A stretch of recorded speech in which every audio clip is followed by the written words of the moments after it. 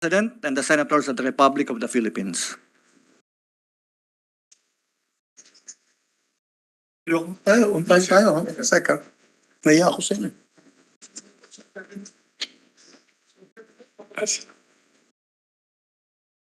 The 57th session of the Senate and the first regular session of the 19th Congress is hereby called to order. We will be led in prayer by our distinguished colleague from the city of Valenzuela, no other than Senator Win Gatchalian.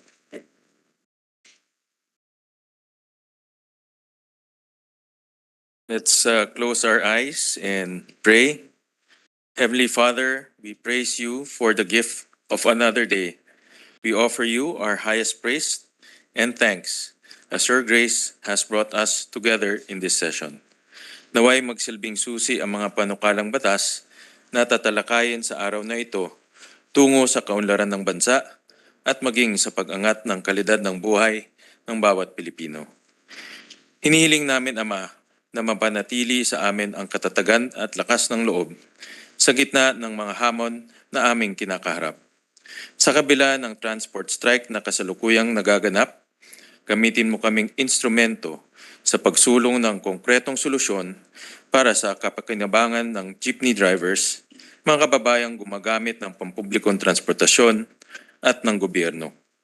Tulungan mo rin po kaming wakasan ang pag-iral ng kultura ng karahasan na napapaloob sa aming lipunan, katulad ng sunod-sunod na patayan na kinasasangkutan ng mga lingkod bayan at maging ang kalunos-lunos na sinapit ng mga biktima ng hazing. As we also celebrate Women's Month, we give thanks to you, Almighty Father, for many ways you have provided us with strong, capable, and inspiring women, our mothers, sisters, friends, and community members. May you continue to instill greater empathy in them so that they can reflect the same love you have shown to us. In today's session, direct our actions and guide our efforts, and let them be in accordance with your holy will. May the pursuit of goodness be the guiding light as we carry out our duties as policymakers of our nation. This is our prayer in Christ's name. Amen. Amen. Please remain standing as the PWU JASMS Rondalia, headed by Mr. Noli Rodriguez, will lead us in singing the Philippine National Anthem, and the group will also render a song entitled Pilipinas Kung Mahal.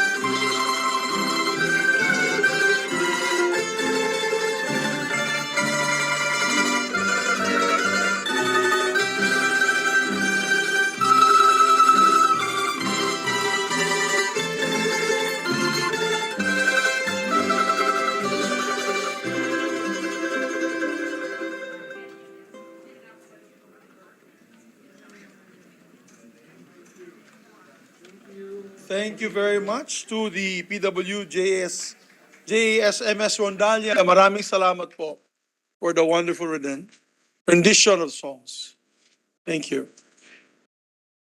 Secretary, please call the roll of members, please. Roll call of members. The Honorable Senator Angara, Senator Binay, Senator Cayetano Alan, Senator Cayetano Pia, Senator De La Rosa, Senator Ejercito, Senator Escudero, Senator Estrada, Senator Gatchalian, Senator Go, Senator Ontiveros, Senator Lapid, Senator Legarda, Senator Marcos, Senator Padilla, Senator Pimentel, Senator Poe, Senator Revilla, Senator Tolentino, Senator Tulfo, Senator Villanueva, Senator Villar Cynthia, Senator Villar Mark, the Senate President.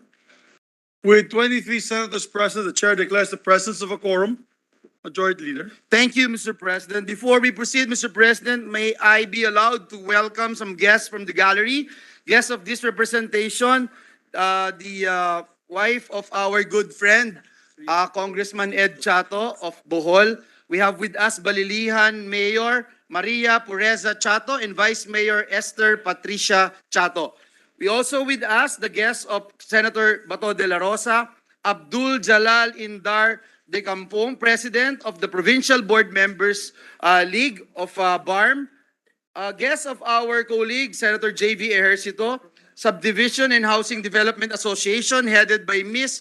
Arlene Ke, Chairperson of the Board, and Mr. Leonardo Dayo Jr., the National President.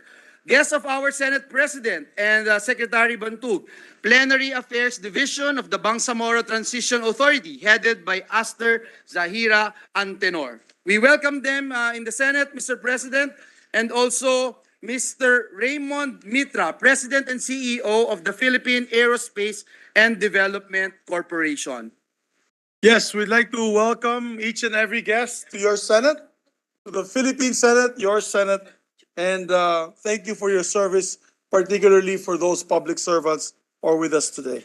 Thank you, Mr. President. Mr. President, at this juncture, I move that we dispense with the reading of the Journal of the 56th Session, Wednesday, March 1, 2023, and consider the same as approved. There being no objection to the motion, Majority Floor Leader, the motion is approved. Mr. President, with the permission of the body, I move that we proceed with the reference of business.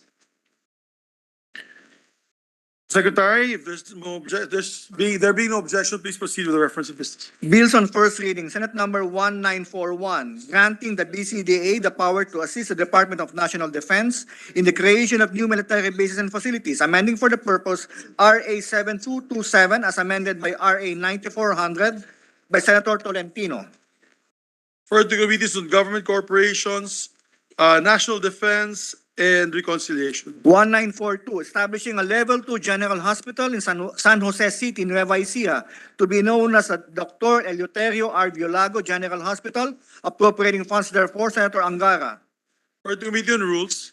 1943, converting the road stretching from Sitio Boliganay, Barangay Panique, Municipality of Odiongan, to Sitio Cabaliwan, Barangay Bakawan, Municipality of San Agustin, all in the province of Romblon, into a national road, appropriating funds therefore, Senator Marcos. Further to Committees on Public Works and Finance. 1944, promoting the development of the Philippine downstream natural gas industry, appropriating funds therefore, Senator Marcos. To the Committees on Energy, Waste and Means and Finance. 1945, establishing a national high school in Barangay San Isidro, City of Ormoc, in the province of Leyte, to be known as San Isidro National High School, appropriating funds therefore, Senator Marcos. To the Committee on Rules. 1946, an act to enhance the capability and streamline organizational roles of the Department of National Defense and its bureaus, appropriating funds therefore and for other purposes, Senator Villanueva.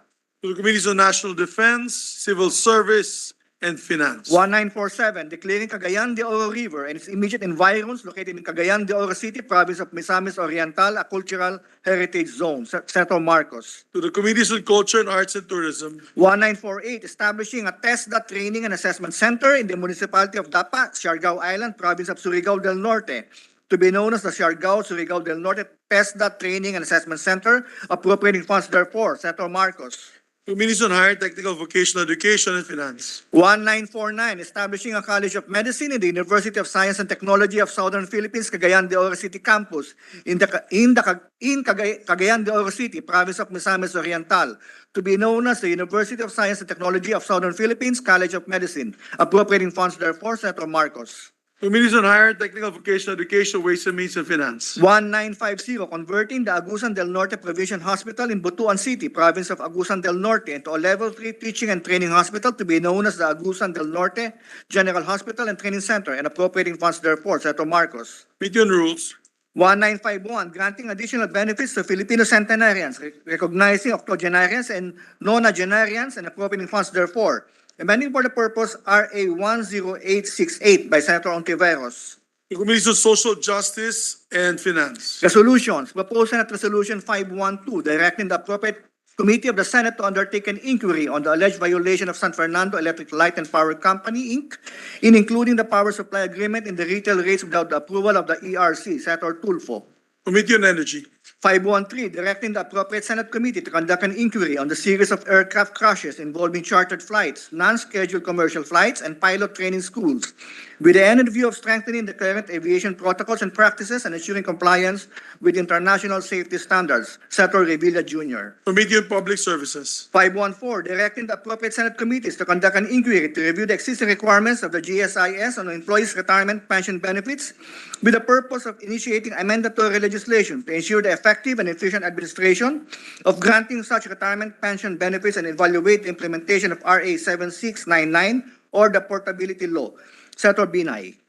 Committees on Government Corporations, Public Enterprises, Civil Service, and Professional Regulation.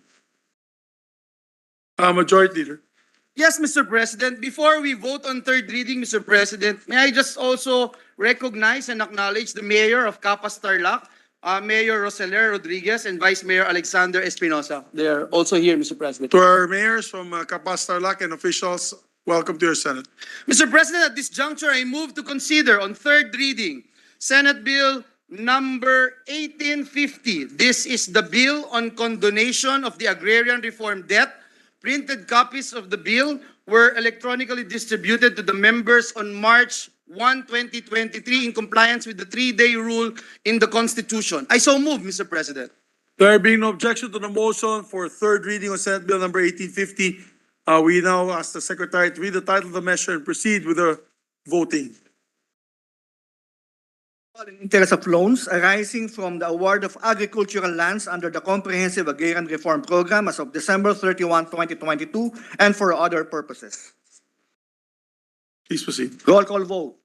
The Honorable Senator Angara, Senator Binay, Senator Cayetano Alan, Senator Cayetano Pia, Yes. Senator De La Rosa, Senator Ejercito, Senator Escudero, Senator Estrada, Senator Gatchalian, Senator Go, Senator Ontiveros, Senator Lapid, Senator Legarda, Senator Marcos, Senator Padilla, Senator Pimentel, Senator Poe, Senator Revilla, Senator Tolentino, Senator Tulfo, Senator Villanueva, Senator Villar Cynthia, Senator Villar Mark, the Senate President. Yes.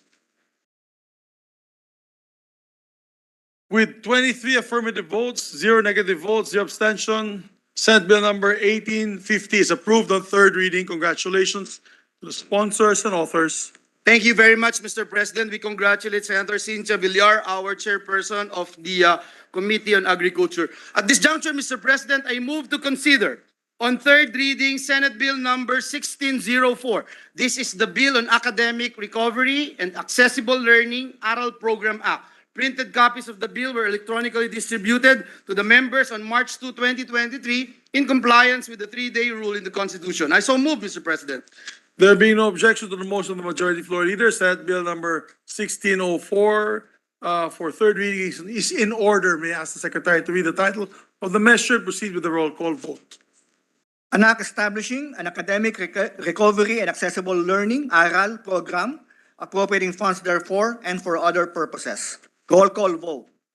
The Honorable Senator Angara, Senator Binay, Senator Cayetano Alan, Senator Cayetano Pia, Senator De La Rosa, Senator Ejercito, Senator Escudero, Senator Estrada, Senator Gatchalian, Senator Go, Senator Ontiveros, Senator Lapid, Senator Ligarda, Senator Marcos, Senator Padilla, Senator Pimentel, Senator Poe,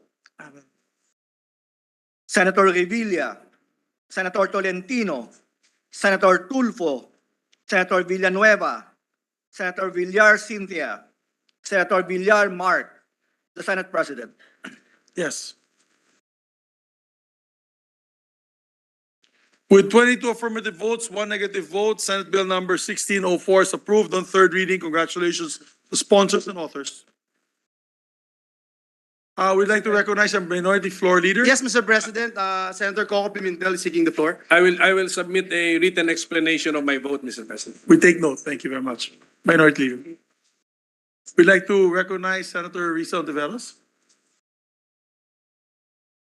Salamat kaayo, Mr. President. Just a very brief manifestation on this third reading approval. I express my support. And if it is not too late to the gracious sponsors, my support and intent, if they so allow, to be a co-author of the ARAL program bill. And I will submit my full manifestation in writing, Mr. President. Daghang salamat, Mr. President, Thank to you. our sponsor. We take note of the manifestation and the wish of this lady senator to be a co-sponsor. Majority Leader. Thank you, Mr. President. Mr. President, with the permission of the body, I move to consider proposed Senate Resolution number 520, taking into consideration proposed Senate Resolution number 521, and for the Secretary to read the title of the measure. This is the resolution expressing sincere sympathy on the death of Negros Oriental Governor Ruel Ragay Digamo. So move, Mr. President. Is there an objection? There being none, motion is approved. Mr. President, Consideration of proposed Senate Resolution number 520, taking into consideration proposed Senate Resolution number 521 is now in order. With the permission of the body, the Secretary would now read the title of the measure without prejudice to insert into the record the whole text thereof. Resolution expressing the profound sympathy and sincere condolences of the Senate of the Philippines on the death of Negros Oriental Governor Roel Ragay Digamo. Mr. President, to sponsor the measure, may we recognize our distinguished Senate President Juan Miguel Zubiri to deliver his sponsorship speech. Our Senate President, Juan Miguel Zubiri, I ask for a minute suspension, Mr. President. session suspended.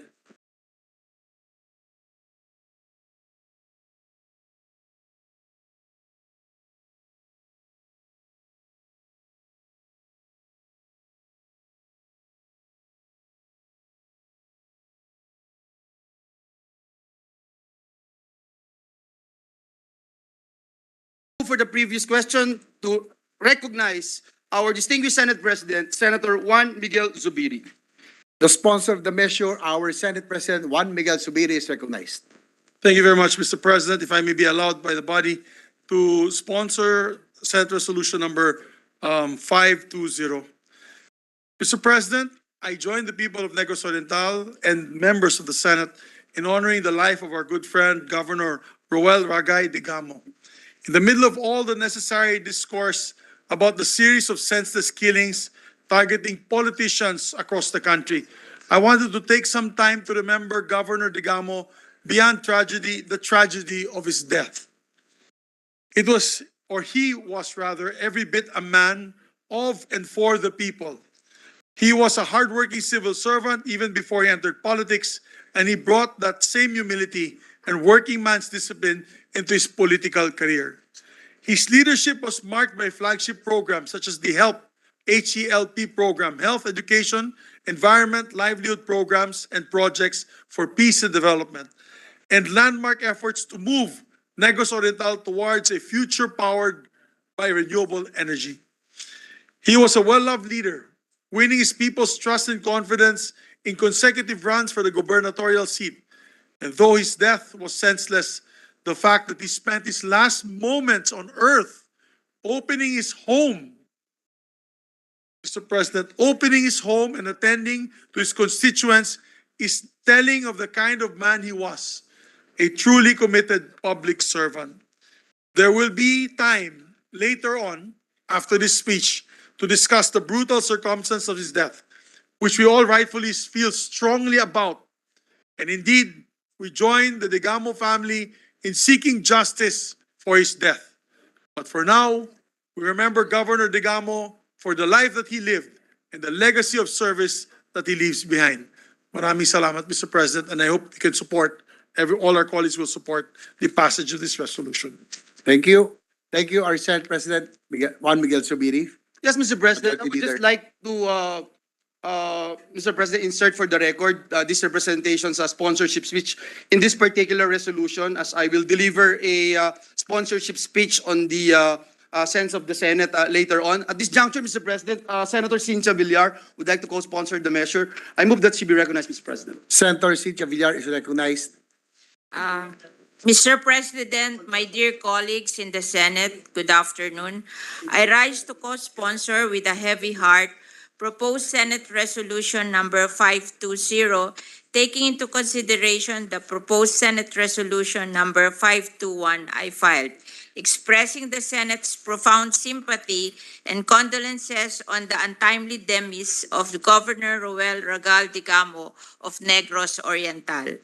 I join the rest of the nation in strongly condemning the March 4, 2023 atrocious attack by armed assailants while Governor Digamo was attending to the needs of his constituents at his residence in Pamplona, Negros Oriental, and which resulted to his unwarranted death and of 8 more individuals at the premises. Their death is senseless and despicable, to say the least, and has no place in a civilized and democratic society. We call on our law enforcement agency to act with dispatch and fast-track the investigation to truthfully identify and catch not just the perpetrators who brutally shot the victims, but also the masterminds who instigated the attack on the governor, so that all of them may be held accountable for the atrocity they have committed, and so that they may no longer be allowed to do other acts of violence unto others. As we join the collective call that truthful justice be served on the death of Governor Digamo and of the 8 other people who died with him, we are taking this time to honor Governor Digamo, who has exemplified kindness, generosity, competence, diligence, hard work, patriotism, and bravery while in public service. He was a stalwart of the Nacionalista Party in Negros Oriental and a true friend of my family. We have discussed the danger on his life, and it finally came about. I even asked the help of a fellow senator with his problem when he was having problem with his police security years ago. Governor Digamo came from humble beginnings, a fisherman's son who studied hard and equipped himself with perseverance, courage, and kindness in order to have a bright future for himself and his family. While his rise to being governor of the province in 2011 was initially by virtue of succession or because of the succeeding death due to weakness of Governor Emilio Macias and Governor Agustin Perdices, his succeeding election for the post in the following 2013 election was phenomenal, as he won overwhelmingly over his opponents, who were then political heavyweights in the province, chiefly because of his good performance in office, his being a charismatic leader, and his affinity to the ordinary people. He enjoyed the support of the masses and thus was also re-elected overwhelmingly in the succeeding elections that followed, including the May 2022 election that proved to be the most challenging for him. Governor Digamo will always be remembered as one of this generation well-loved Philippine governor, a governor who truly cared for the poor people and who worked hard to uplift the quality of their lives and bring improvement to the remote areas of Negros Oriental. Quoting a heartfelt statement that appeared in the social media, Governor Dicamo was the voice of the voiceless, taga-bukid, who were forsaken for many years. In my personal capacity, on behalf of my family and of the Nationalista Party, lubos po ang pakikiramay namin sa iniwang pamilya ni Governor Dicamo na pinangungunahan ng kanyang may bahay na si Mayor Janice Dicamo ng Pamplona, Negros Oriental at sa ating mga kababayan sa Negros Oriental. We pray for the eternal repose of the soul of Governor Roel Dicamo and for the safety and security of the family he left behind. May the Lord God protect them and always keep them in His loving care. Taimtim rin po ang aming dasal na makamit natin ang hustisya para sa kahindik-hindik na pagpatay kay Governor Dicamo at ng 8 pang namatay na kasama niya. Maraming salamat po, Mr. President and my dear colleagues. Thank you. Thank you, Senator Villar. Majority Leader. Mr. President, with the permission of the body, I move that all present members of the Senate be made co-authors of this resolution. So move, Mr. President. Mr. President, Yes, Senator can I just say a few short words? I wasn't so sure because I heard the majority floor leader mention that he was about to sponsor. So I thought there's something else. So with the permission, just a short statement. That's why. Okay. There are 2 resolutions, Well, Mr. President. yeah, I'd like to say something on the honoring. So should I wait? Yes, Mr. President, before I make the necessary motion, but perhaps I can also, if the presiding officer already acted on the previous motion that all members be made co-authors. Not yet. I was just Can I- about to. Can I just move for the previous question and ask the presiding officer to act on that motion? Is there an objection to the motion of the Majority Leader? Hearing none, the motion is approved. Thank you, Mr. President. I move that we recognize the distinguished lady from the city of Taguig and Pateros, Senator Pia Cayetano. Senator Pia Cayetano is recognized. So, yes, Mr. President, I would just like to join our colleagues in honoring this man who is a friend to many of us and who is a true public servant. When I first heard about him, I was very impressed with his very humble, not just the humble beginnings, but his humble stature on how he carried himself. No, I didn't know him yet when I first heard about him. I don't even remember when, many years ago. Na napakasimpleng tao, respetado ng kanyang mga constituents, naglalakad ng simple lang, naglalakad sa bayan niya na nakachinelas lang, nakikihalubilo sa mga tao. I was so impressed, Your Honors, because siyempre, katulad po ng mga kasamahan natin, marami tayong nami-meet na iba-ibang klaseng tao, pero yung pagkapakilala sa akin, sa kanya, I was very intrigued because yun nga, sobrang humble. And then eventually I met him and totoo nga, no? Lahat ng sinabi nila tungkol sa kanya, totoo. And I even understand that kahit wala siyang political party to back him up, kahit na nag-iisa siya fighting for his cause, tinutuloy niya basta pinaniniwalaan niya na makabubuti sa kanyang mga constituents. And I've had numerous discussions, coffee dates then with him pag bumibisita ako sa lugar nila. Nagsusupport siya nung aking initiatives on sports for peace, sports for youth development, and he was very happy about it. And I am grateful that in my own way, I have been enriched. My life has been enriched to know somebody like that, like him.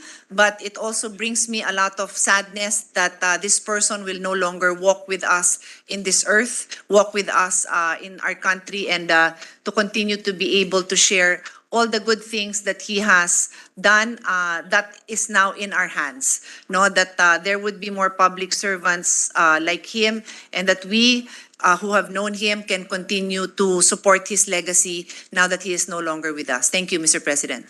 Thank you, Senator Pia Cayetano. Majority Leader.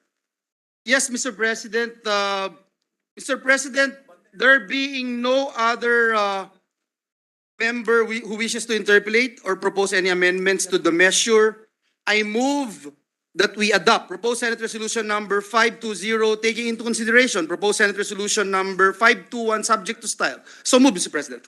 Is there any objection There being none, proposed Senate Resolution number 520, take into consideration proposed Senate Resolution number 521, subject to style, is hereby approved. Thank you, Mr. President. Mr. President, with the permission of the body, I move to consider proposed Senate Resolution number 517 and for the Secretary to read the title of the measure. This is the resolution expressing the sense of the Senate strongly condemning the recent state killings. Is there an objection? There being none, the motion is approved. Consideration of proposed Senate Resolution number 517 is now in order. With the permission of the body, the Secretary will read only the title of the measure without prejudice to inserting into the record the whole text thereof. Resolution expressing the sense of the Senate strongly condemning the recent spate of killings of and attacks against government officials and private persons, and urging the Philippine National Police and other law enforcement agencies to undertake the necessary steps in ensuring the safety of all. Majority Leader? Yes, Mr. President, thank you. Mr. President, to sponsor the measure, may we recognize our distinguished Senate President, Juan Miguel Zubiri, to deliver his sponsorship speech. Our Senate President Juan Miguel Zubiri is recognized. Maraming salamat, Majority Leader. Maraming salamat, Mr. President. Over the weekend, we all learned about the fatal attack against Negros Oriental Governor Roel Degamo, a dear friend to all of us. An ambush that killed not just the long-serving governor, but 8 other individuals, some of whom were civilian constituents who were simply seeking government aid at that time during his 4-piece meeting. This comes as the most recent attack in a string of attacks against incumbent and former government officials, and is the third in just the last month alone. But we cannot afford to be desensitized to incidents like this. We cannot accept these attacks as a normal part of our culture. We cannot let violence like this terrorize our people and force us all to live in fear. In the last few months alone, Mr. President, we have seen the senseless murders of Governor Degamo, Cagayan Vice Mayor Alameda, former Lamitan City Basilan Mayor Rose Furigay, former Lobo Batangas Vice Mayor Romeo Sulit, and former Samar Mayor Miguel Abaygay. Some of their companions and colleagues have also met their deaths in these attacks. Worse yet, and part of my list should be the ambush of Governor Adyong. And let me correct the newspaper accounts. He was not ambushed in Bukidnon. He was ambushed in Wao, Lanao del Sur, but was taken to hospital in Bukidnon for treatment. And of course, the Abra mayor that was killed just this week. And also the mayor from Maguindanao was ambushed as well after attending the League of Municipalities of the Philippines here in Manila. Worse yet, Mr. President, are the deaths of innocent civilians who have nothing at all to do with whatever motivations are behind these assassinations. To target government officials is dastardly, but to involve hapless civilians is downright evil. We can even consider this, and I'm beside the minority floor leader who was a bar top-notcher, we can even consider this ambush to be an act of terrorism. Under Section 4A of Republic Act 11479 or the Anti-Terrorism Act of 2020, a terrorism is committed by any person. A terrorist act is committed by any person who engaged in acts intended to cause death or serious bodily injury to any person or endanger a person's life. And clearly, lives were lost and other victims suffered serious injuries during this ambush. And the crime committed is intended to intimidate the general public. Clearly, what they did was they wanted to show and sow fear with the people. Was a statement. It was a statement that they wanted to make. And as I said, clearly, it is intended to intimidate the general public and create an atmosphere or spread of message of fear. Atmosphere of fear or spread the message of fear, which qualifies as a crime, as an act of terrorism under our law. Kaya, Ginoong Pangulo, dapat lahat po ng perpetrators na to, ang killers, should be treated as terrorists, including its mastermind, whoever the mastermind may be, should be considered as terrorist and, of course, enemy of the state. By now, many of us have probably seen the CCTV footage of the ambush of Governor Digamo's compound. We saw how the constituents were patiently lined up in their chairs, waiting for the governor to attend to them as beneficiaries of the Pantawid Pamilya Pilipino program. Walang kamalay-malay, walang kalaban-laban. Ganyan silang pinatay para mga baboy lang nakakatay, ikakatay at gagawing lechon. Think of those constituents, ladies and gentlemen, and my dear President, and think of their families waiting for them to bring home a little aid that Sunday morning, or that Saturday morning rather, only to be met with devastating news of their death. Nakarumal-dumal na pagkapatay sa kanila. This is not just a matter of being at the wrong place at the wrong time. That assumes that the ambush was inevitable. We must not let these heinous crimes pass as an inevitability. This is how the culture of impunity continues to grow, and this is how spineless murderers, shielded by anonymity and hired by gunmen, are emboldened to carry out these killings.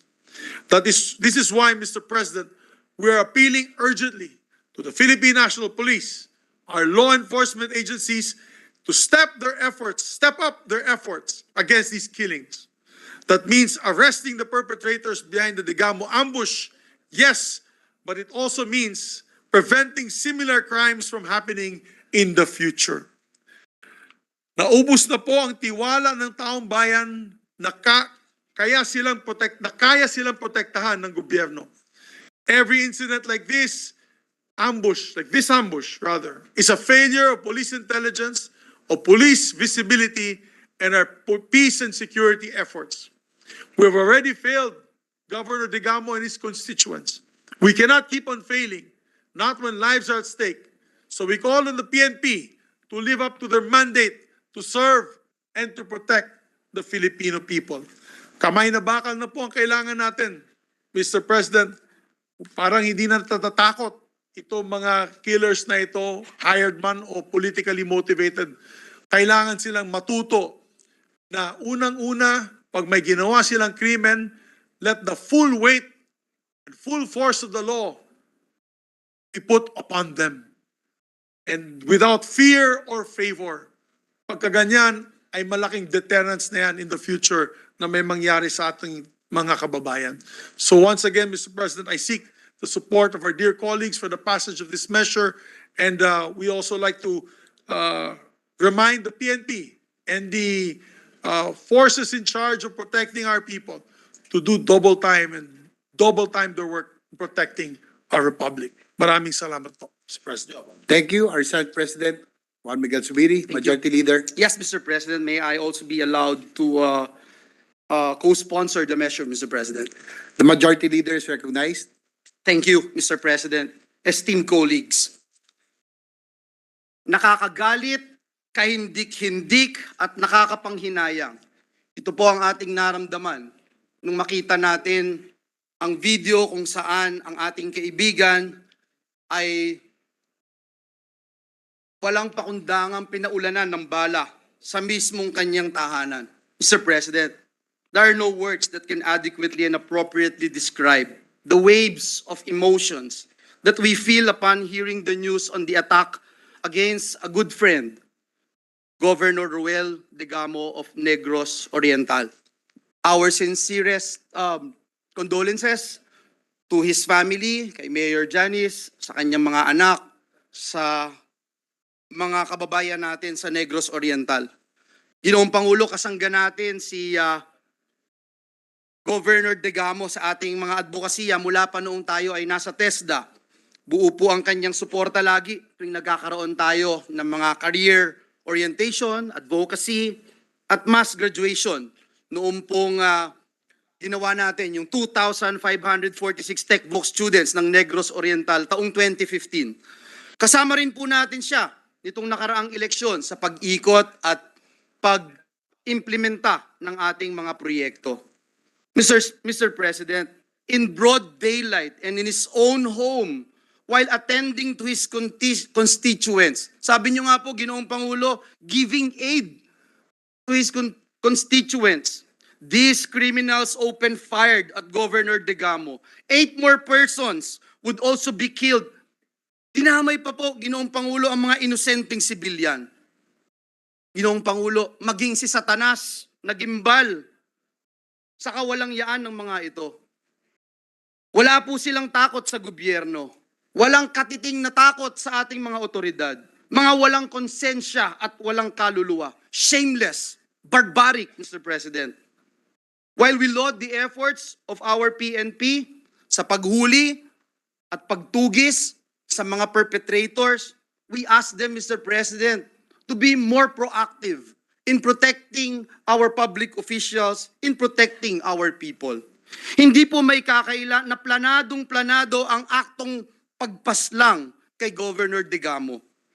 Naka-pixelized na uniforme at armado ng high-powered at high-end firearms. I'm sure hindi ito nakarehistro. Hindi po ito mga pipitsugin na firearms. The recovered items include 5 assault rifles, 5.56 millimeters, a B-40 rocket-propelled grenade launcher with 5 ammunition, 4 bandoliers fully loaded with plates, 1 rifle case, and 2 combat uniforms. Mayroon pa pong nakahanda, Ginoong Pangulo, na 3 sasakyan sa pagtakas. Pantakas na Mitsubishi Pajero, Mitsubishi Montero, Isuzu pickup. May resources po sila, Ginoong Pangulo. Hindi po ito pwedeng sabihin na pipitsugin. Hindi mo rin pwedeng sabihin na hindi ito parte ng isang private army. Ginoong Pangulo, these criminals have become too brazen. Mr. President, in a span of 15 days, from February 17 to March 4, 2023, 3 local executives were likewise injured or killed in ambushes. Lanao del Sur, Governor Mamintal Adjong, February 17, 2023. Apari, Cayenne, Vice Mayor Romel Alameda, February 19, 2023. And Datu Montawal, Maguindanao Mayor Otto Montawal, February 22, 2023, with civilians injured and likewise killed, Mr. President. Other former local executives were also attacked last year, including Vice Mayor Danilo Amat of Dolores, Quezon, former Mayor Rose Furigay of Lamitan City, Basilan, former Vice Mayor Romeo Sulit of Lobo, Batangas, former Vice Mayor and Provincial Board Member Narciso Amansek of Dipaculao, Aurora, and former Mayor Miguel Abigail Jr. of Calbiga, Samar. Ginoong Pangulo, kung titignan po natin ang datos, Mr. President, 105,568 incidents recorded from July 20, 2022 to January 2023. 6 months lang po ito.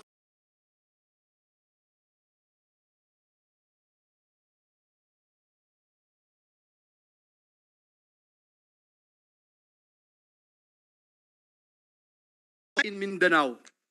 Mr. President, wala po ni katiting napuwang sa isang sibilisadong lipunan ang karahasan. Wala rin pong dahilan ang makapagbibigay katwiran sa pagpatay.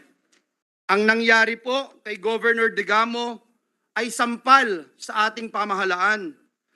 Sampal din ito sa taong bayan na araw-araw naghahangad ng malaya at ligtas na pamumuhay. Sa inalabas po na survey ng social weather stations noong February 7, 2023, 50% ng mga lumahok sa survey nagsabing takot silang maglakad ng gabi sa kalsada dahil hindi ito ligtas. Takot ang ating mga kababayan, 60% takot na baka pasukin ang kanilang sariling tahanan.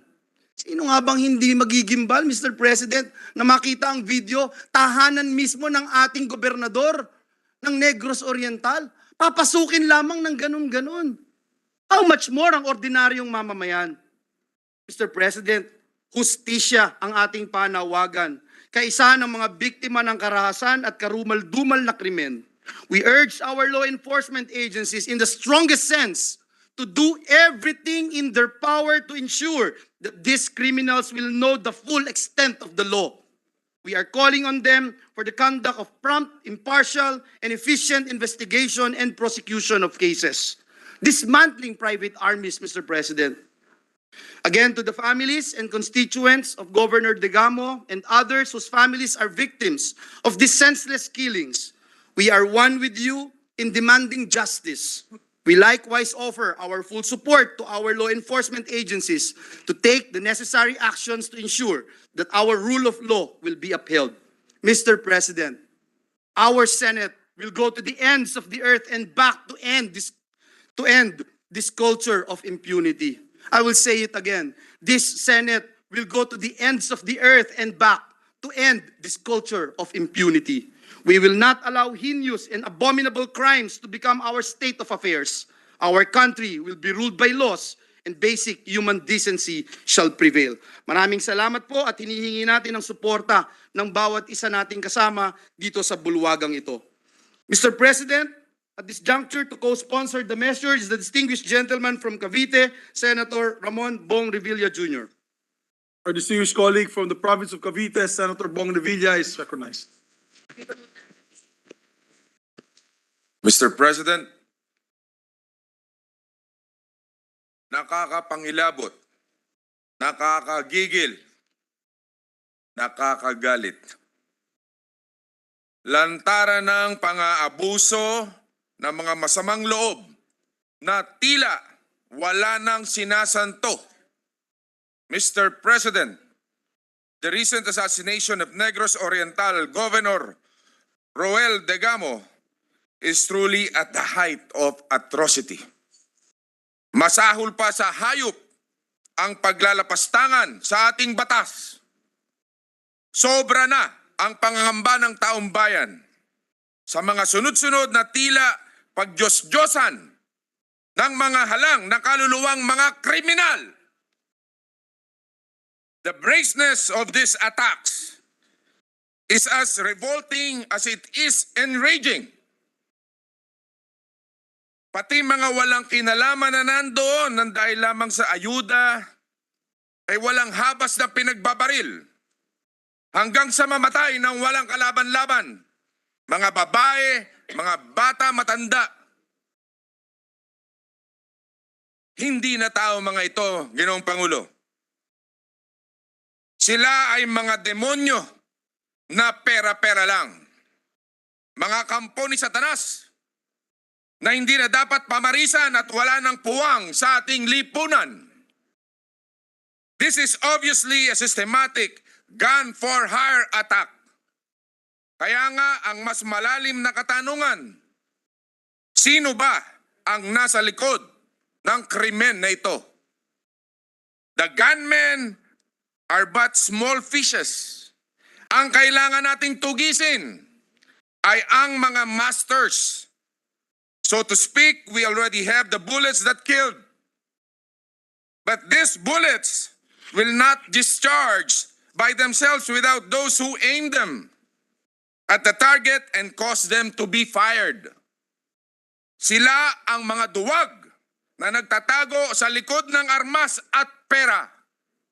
Silang nakaupo ng matiwasay habang dumadanak ang dugo sa walang saysay nilang demonstrasyon na huwad na kapangyarihan. We call on our law enforcement authorities to exact accountability. Tugisin, panagutin at turuan ng leksyon na kailanman hindi nila malilimutan. Hasain ang pangil ng batas upang sagpangin ang mga kampon ng kasamaan na yan. Mr. President, this is as much as a protest against the monstrosity of these despicable criminals as it is a call to action.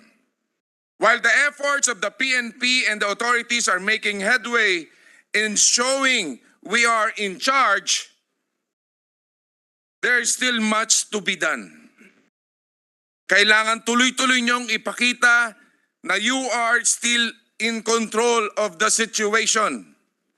These perpetrators feed on the chaos that they will feel much bigger if you do not take control. But in doing so, be thorough and be sure. Siguraduhin natin ang mga tunay na may kagagawan na mga kaguluhang ito ang siyang mapanagot at maparusahan. Tiyakin natin na hindi sila makakatakas at makakaiwas sa pananagutan. Mr. President, these attacks are an affront to our democracy. In a span of just 5 months, 5 buwan, Mr. President, umaabot na sa 9 na madugo na brutal na pag-atake laban sa mga halal na local government officials kung saan mahigit na 20 buhay ang nasayang dahil lang sa bayarang berdugong ito. Kaya dapat lamang naputulin na natin ang kanilang sungay sa mga nasa likod ng kabuktutang ito. Hindi araw-araw piyesta kayong mga demonyo. The great day of reckoning is coming. Para sa mga pamilya naman na naulila, mga naiwan, panghawakan ninyo na pangako namin, nakasanggan nyo kami sa paniningil. While we join you in your anguish, we likewise rally behind you in your quest for justice. Dito sa Senado, makakaasa kayong mananatili kaming mulat at magmamatsyag at dudurugin natin ang mga yan ng pinong-pino. Lest the wicked forgets, you can run, you can hide, but when the Lady Justice catches up, the sword shall swing, and when it does, it will bow to no one. Thank you, Mr. President. Maraming salamat, Ginoong Revilla. Mr. President, next to co-sponsor the measure is Senator Bato de la Rosa. I move that he be recognized, Mr. Our President. distinguished colleague from Mindanao, the Republic of the Philippines, Senator Bato de la Rosa. Ronald Bato de la Rosa is recognized. Thank you, Mr. President. The life of a public servant is a life of great sacrifice. We in the government are mandated to serve our people. In pursuing this calling, we often have rough encounters with the forces of evil. Often we are reminded that we are only mere mortals. These past few months, we have all witnessed the spate of killings and violence against some local officials and innocent private individuals. Local executives who have faithfully served their constituents were either killed or seriously injured by merciless perpetrators whose motives were huts in the deepest recesses of hell. The impunity and brutality instilled horror, anxiety, and panic among our people. This poses an enormous challenge to our law enforcement authorities, particularly the Philippine National Police. Peace and order must be restored in our communities and ensure that the criminals behind these evil deeds be held accountable. I would like to extend my heartfelt condolences to the family of the late Governor Ruel Ragay Digamo of Negros Oriental.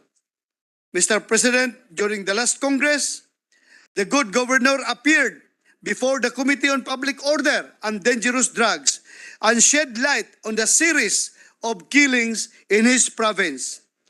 Never have I thought that Governor Digamo himself would be a victim of the killings he has condemned. It is unimaginable, unacceptable, and heartbreaking that he would suffer the same tragic end in his home province that he faithfully and lovingly served.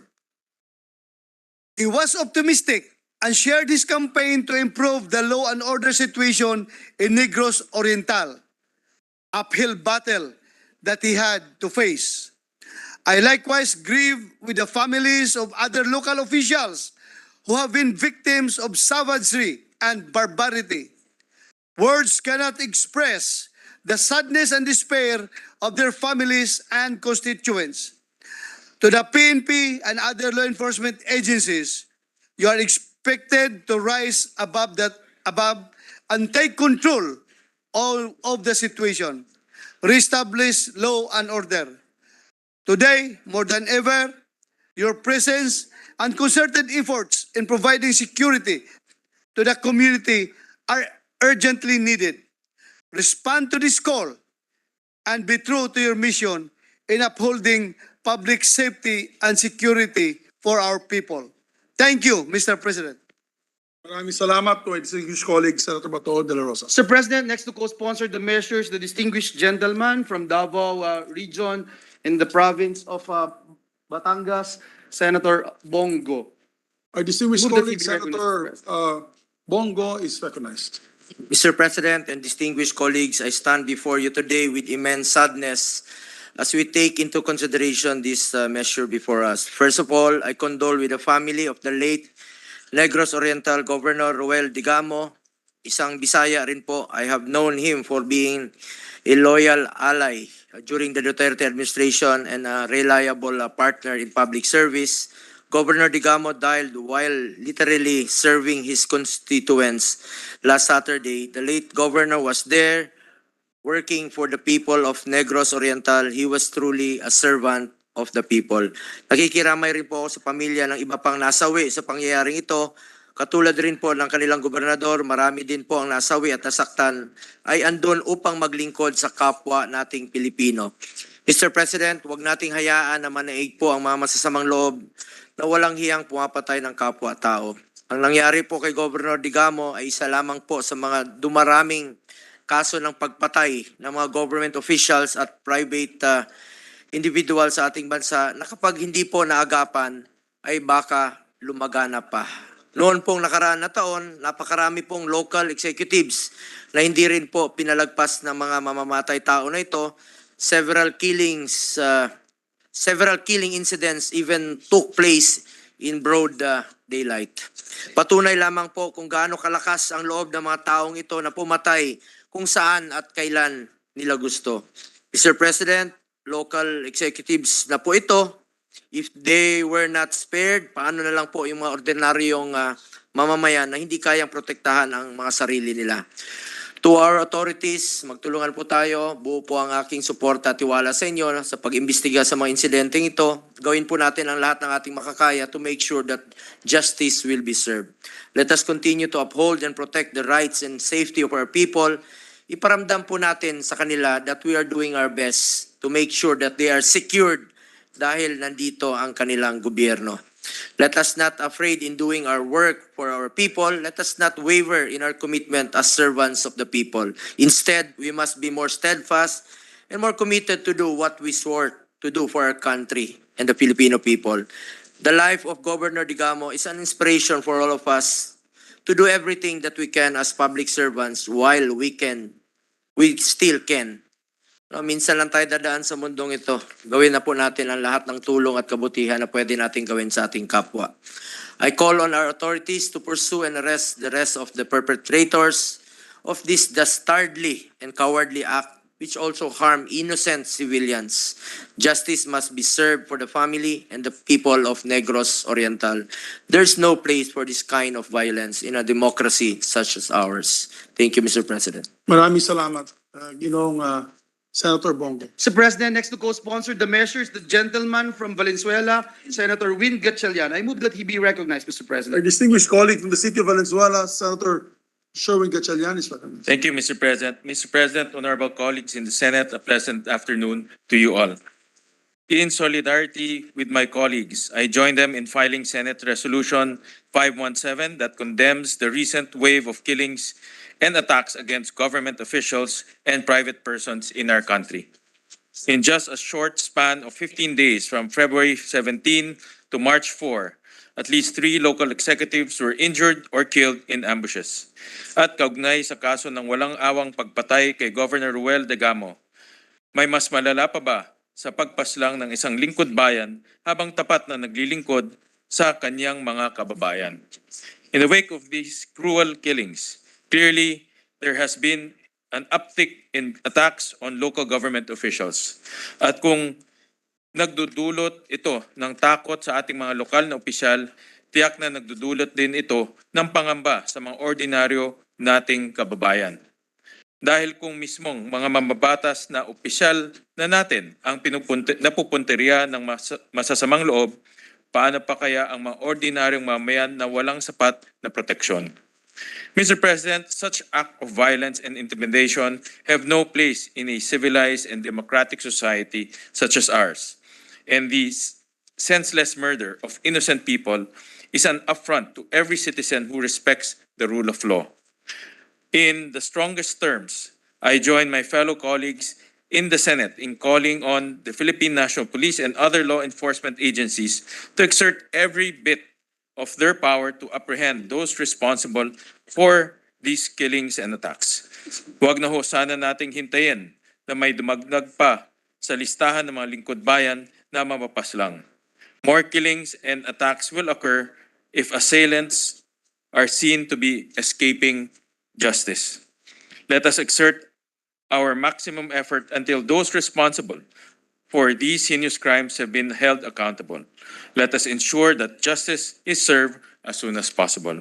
And to end, Mr. President, ako po ay nakikiramay sa pamilya ni Governor Degamo, isang mabuti at simpleng lingkod bayan po ng ating bansa. Ako ay taus-pusong nakikiramay at nakikiisa po sa mga naiwan po ni Governor Degamo. Thank you, Mr. President, distinguished colleagues. Maraming salamat, distinguished colleague, Senator Sherwin Richard. Mr. President, next to co-sponsor the measure is our distinguished colleague from the great province of Isabela and Davao, Senator Raffy Tulfo. I move that he be recognized, Mr. President.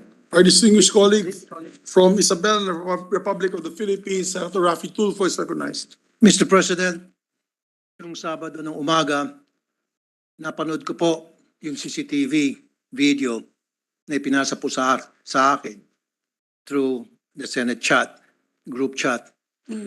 At ako po'y nagimbal.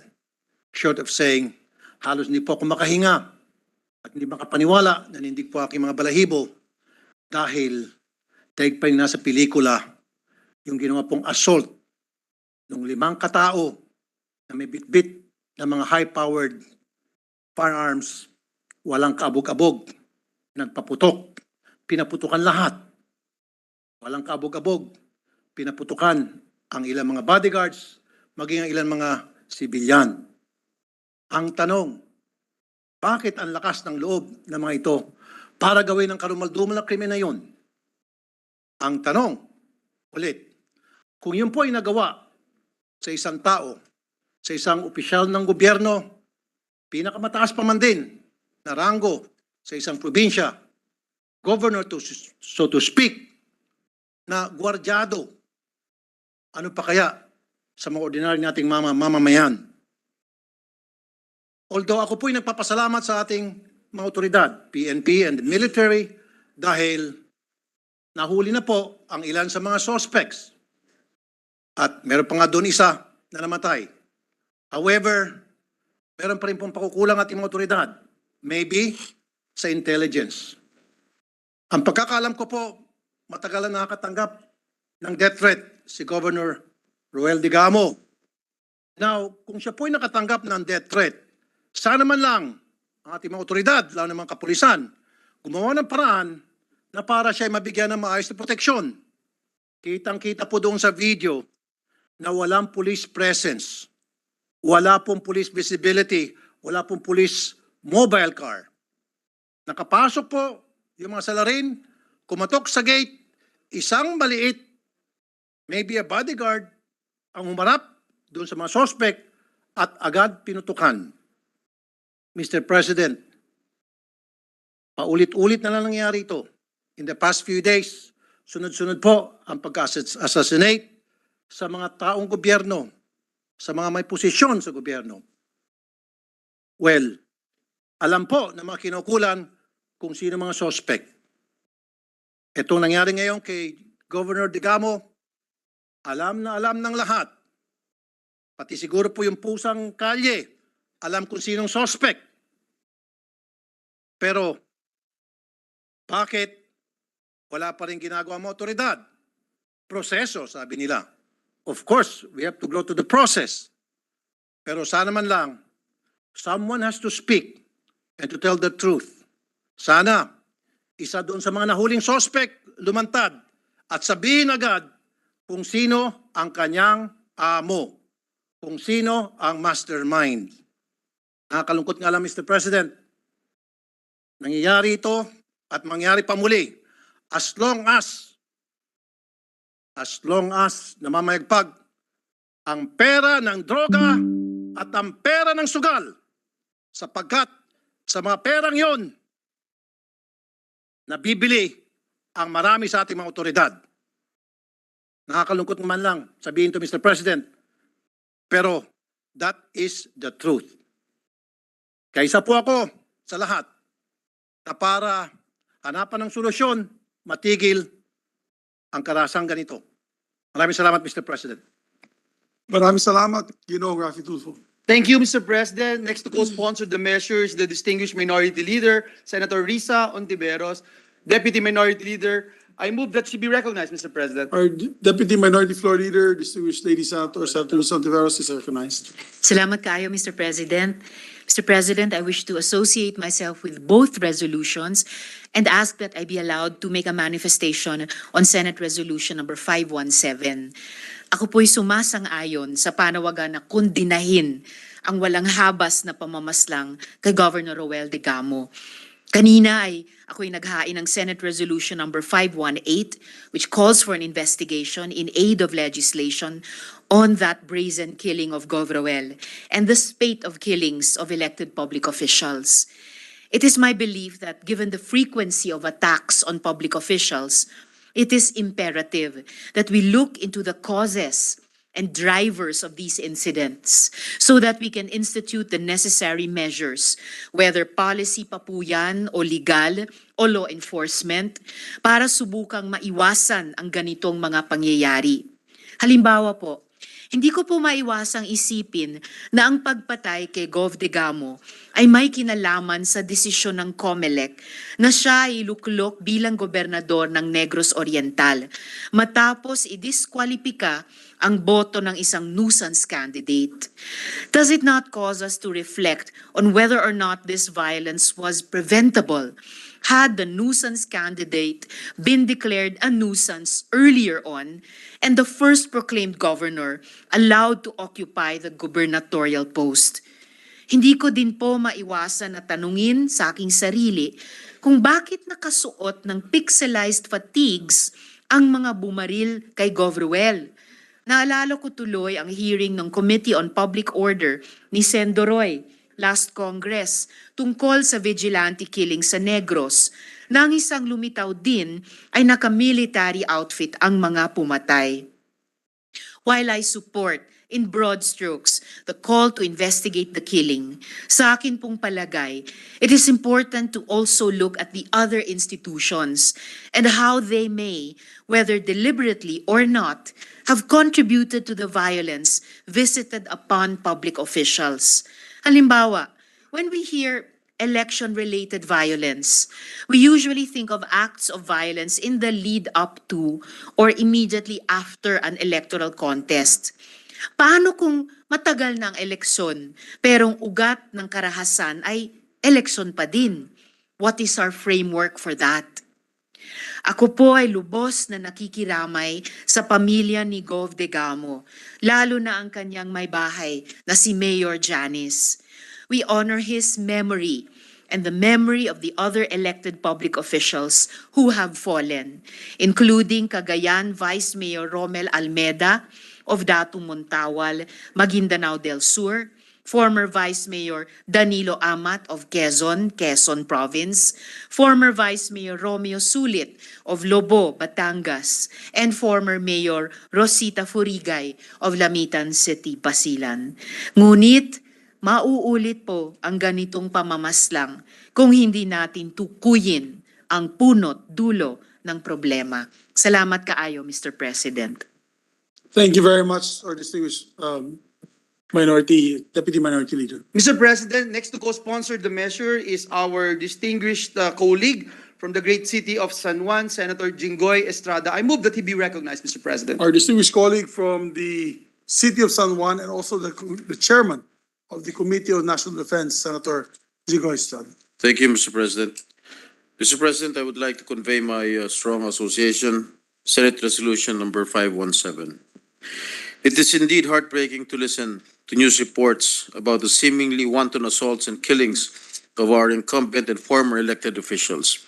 Most recent of which is the assassination of Governor Roel Degamo of Negros Oriental, right at his place of residence in broad daylight and in company of his constituents.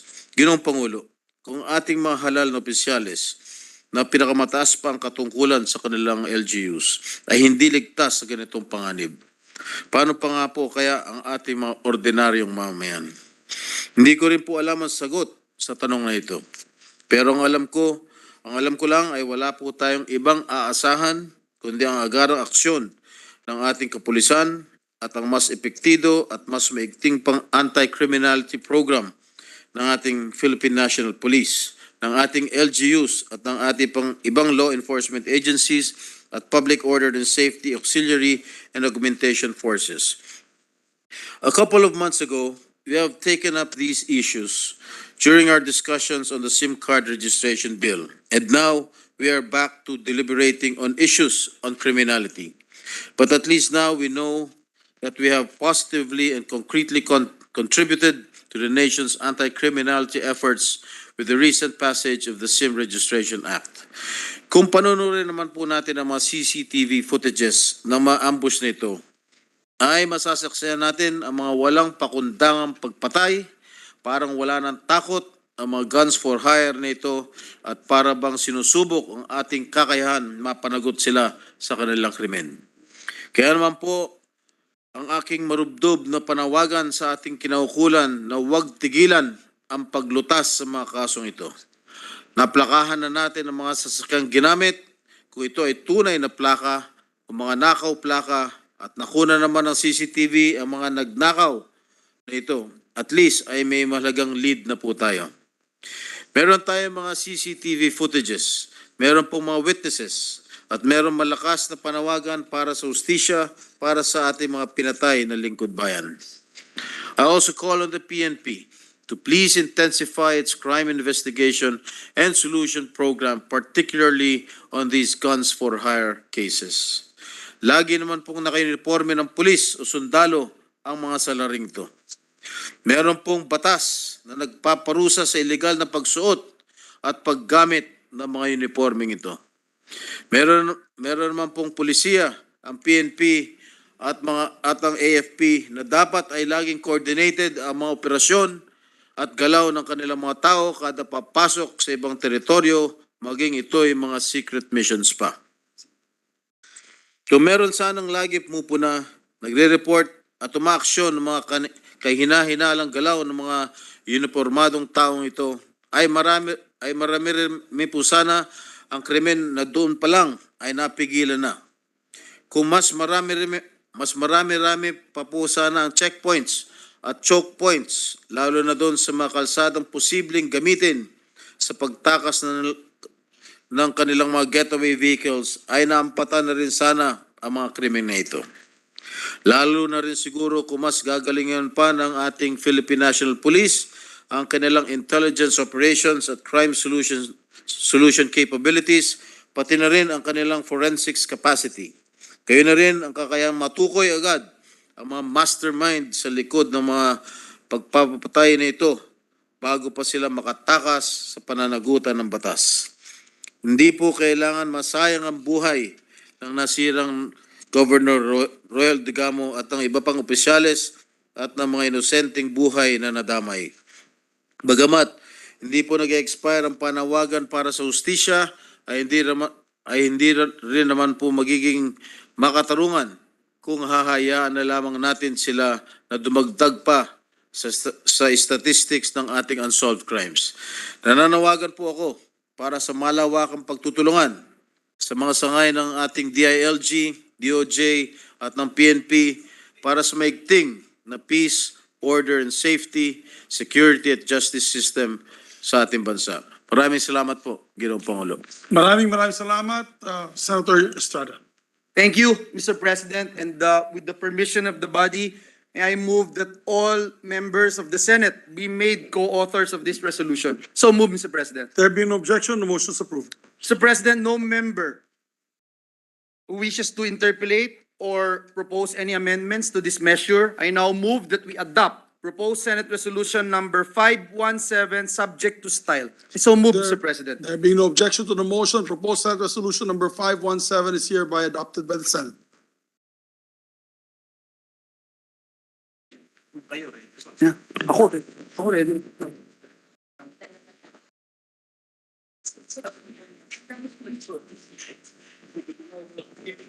May I ask for a minute suspension, Mr. Session President? suspended.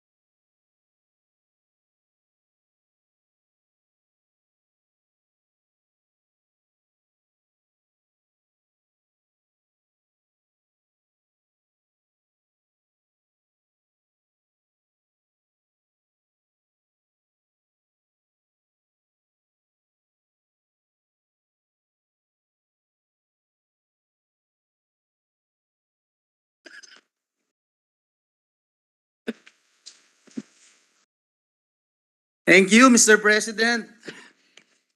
At this juncture, I move that we resume consideration of Senate Bill number 1849. This is an act strengthening professionalism in the armed forces of the Philippines, amending RA 11709. I so move, Mr. President. There being no objection, motion is approved. Mr. President, the parliamentary status of this measure is that we are now in the period of individual amendments.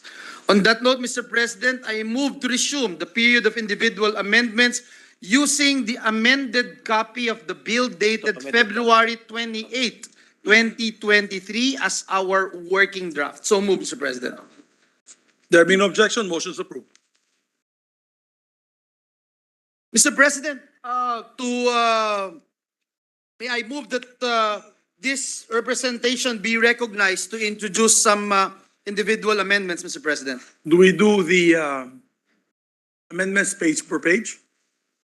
May we do that as a tradition in the past? So we'd like to recognize the majority floor leader to the proposed amendments. Yes, Mr. President, we are now on page 2 unless there are other amendments.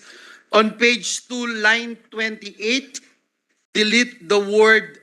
So And page 1, page going back. 2, Mr. Page President. 1, no amendments Page to 1. page 1. No amendment, Mr. President, on page 1. Therefore, we move to page 2. Yes, Mr. President, page 2, line 28, Tatanggalin yung end. delete the word "and". And on page 2, line 30, replace the period with a semicolon and add the word "and". So on page 2, line 31, insert number 4, Superintendent of the Philippine Military Academy. So move, Mr. President. Accepted, Mr. President. There being no objection by the sponsors, accepted. Thank you, Mr. President. On page 3, delete lines 6 to 25. Delete lines 6 to 25. And on page 3, line 26, insert the paragraph to be eligible for appointment or promotion to the grade of Brigadier General / Commodore 0-7 or higher, except for positions under Section 2A and 2B, comma, the officer must have at least 1 year remaining of active service before compulsory retirement. The explanation, Mr. President, is that the tour of duty provision should only be limited to the top 5 officers, the Chief of Staff, 3 years, heads of the Army, Air Force, Navy, and PMA, 2 years. That is our proposal. And again, this has been the result of our all majority and all members caucus, Mr. President. Yes. Accepted, Mr. President. The amendment is accepted.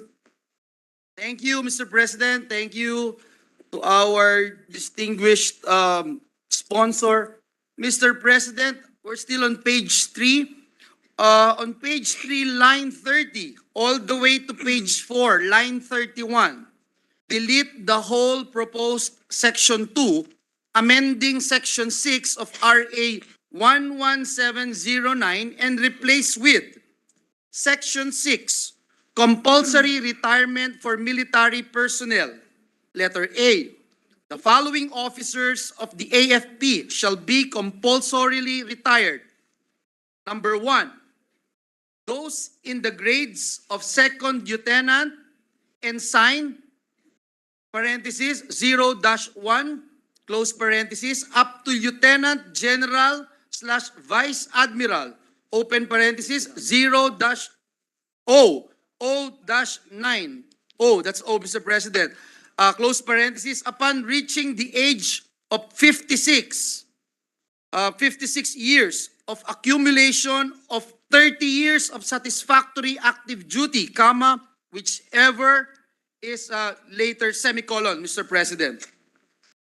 And then number 2, the Chief of Staff of the Armed Forces of the Philippines under Section 2A of this Act, upon completion of or relief from the tour of duty, semicolon. Number 3, those occupying a key position under Section 2B of this Act, upon completion of or relief from the tour of duty, or upon reaching the age of 58, whichever comes first, semicolon. Number 4, those commissioned under Presidential Decree number 1908 and those appointed in the Corps of Professors upon reaching the age of 60 years or completion of 20 years of satisfactory active duty, whichever comes later, semicolon. Letter B, an enlisted personnel shall be compulsorily retired upon accumulation of at least 30 years of satisfactory active duty or upon reaching the age of 56 years old, whichever comes later. That is our amendment, Mr. President, and the explanation is that this is the sentiment of the members of the Senate that we should go back to the retirement age of 56 years old. Hence, the rule will be everyone retires at the age of 56 or accumulation of 30 years of satisfactory active duty, whichever is later, except for the top 5 key officers under Section 2. We submit, Mr. President. Mr. President, the proposed amendment is to go back to the retirement age of 56 years old from 59 years old pursuant to Republic Act 11709. Hence, the rule or the policy will be everyone retires at age 56 or accumulation of 30 years of satisfactory active duty, whichever is later, except for the top 5 key officers under Section 2. Is my understanding correct, Mr. President? Yes, Mr. President, that is correct, Your Honor. Mr. President, does the proponent disagree that age 56 is too young for retirement? Mr. President,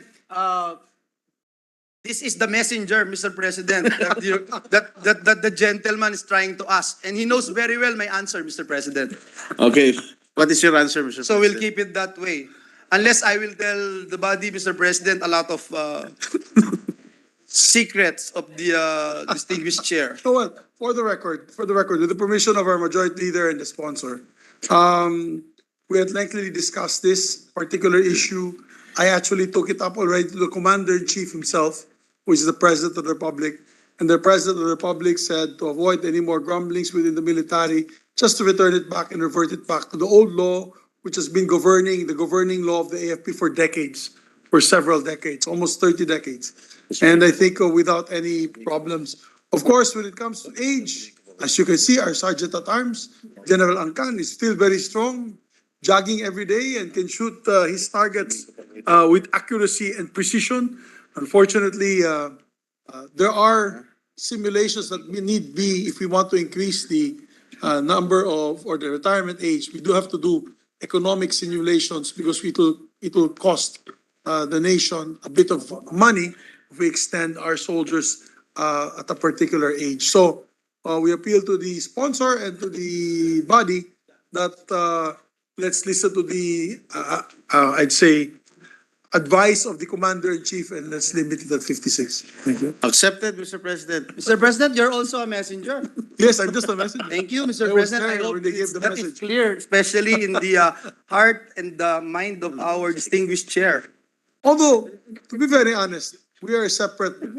Yes, we yes, are and a we separate discussed this, body as from you the mentioned, executive. lengthily discussed this, Mr. President, in our caucuses. But we have to work together with the executive, particularly on the issue on the cost analysis Yes. of increasing the retirement age. Senator Tolentino, Mr. President, just to add, Mr. President, and for purposes of statutory construction later on, Mr. President, that is probably, Mr. President, likewise the overwhelming sense of the Senate to revert back to the previous age of 56. And to as mentioned by the majority leader, to stress the independence of the Senate. yes, thank you. We should always stress the independence of the Senate, but there is wisdom to the message of the Commander-in-Chief on this particular issue.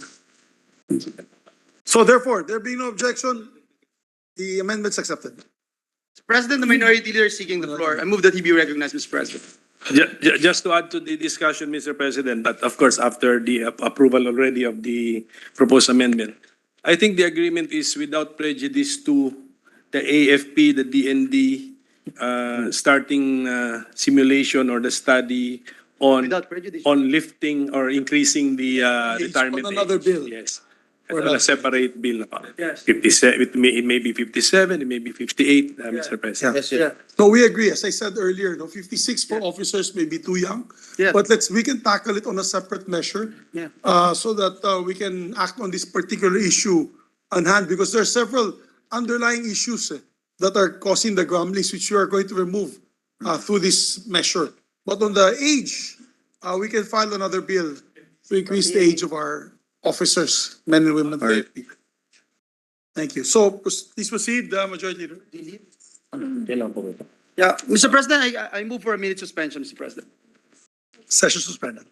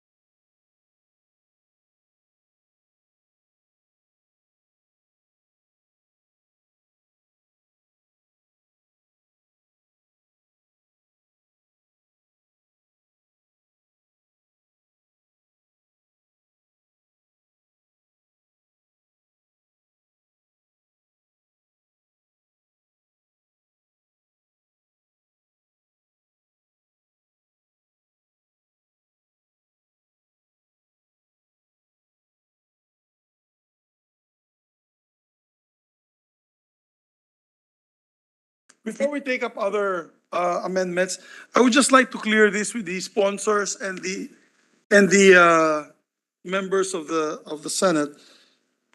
During our meeting with the Commander-in-Chief, the President, the ES, Executive Secretary Bersamin, who was a former Chief Justice, wanted to make sure that the president can cut the term of the top 5 officers. So is the amendment here that completion or relief of tour of duty, just to put on record, the meaning of relief of tour of duty is coming from the president? We have to put this on record. The Yes, Senate. Mr. President. So we don't have to specifically say or Relief.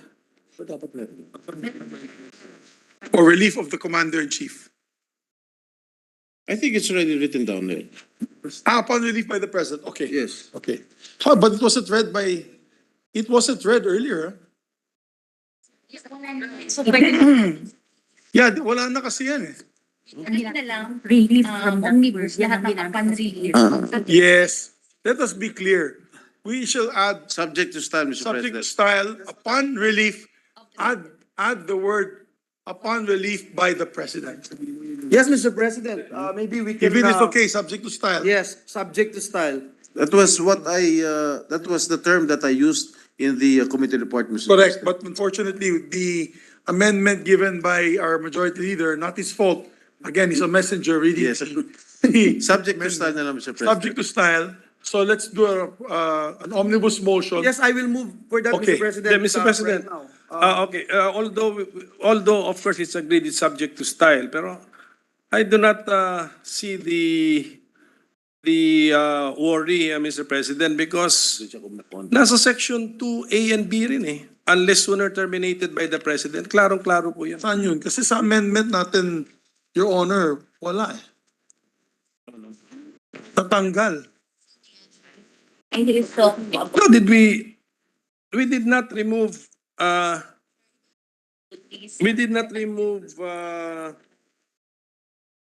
section 1 of okay. the committee Yes, report okay. sa paragraph Sa page A 2. and B, page 2. We did not remove that, Mr. President. Okay. Still there. So covered na po yata dito yung 5 because we amended this, ginawa nating 4 yung nasa B. Yes. So 1 is Still in A and then 4 are in B, so 5 yun. Covered, Mr. President. What about the other section? The other section says, for example, on the retirement, comes earlier upon relief. Anong section? Doon papasok. Doon papasok yun. Yung amendment na bago kababasa lang ni Senator Joel, it only says, or by relief or upon relief. Relief from the tour of duty, Relief Mr. of tour of President. duty. Yes, means that is the termination by the President, Mr. President. Do you want to make it more specific? So if that is the point, okay po 'yon. If we can use standard language Yes, sir. phrase, Mr. President. Yes, minority. But it's the same, no? Basta Yes. the termination by the President of those 5 officers holding the 5 key positions is actually the relief. Yeah. Relief from the tour of duty. So if we can Yes. capture that and then Just to be clear. once we get the phrase, we use it consistently. Yes, Yes. I agree, Mr. President. Thank you very much. So, So move for the previous omnibus motion. motion, Mr. President, yes. There be no objection and accepted by the sponsor. The amendment's accepted. Thank you, Mr. President. To continue, Mr. President, we are on page 3.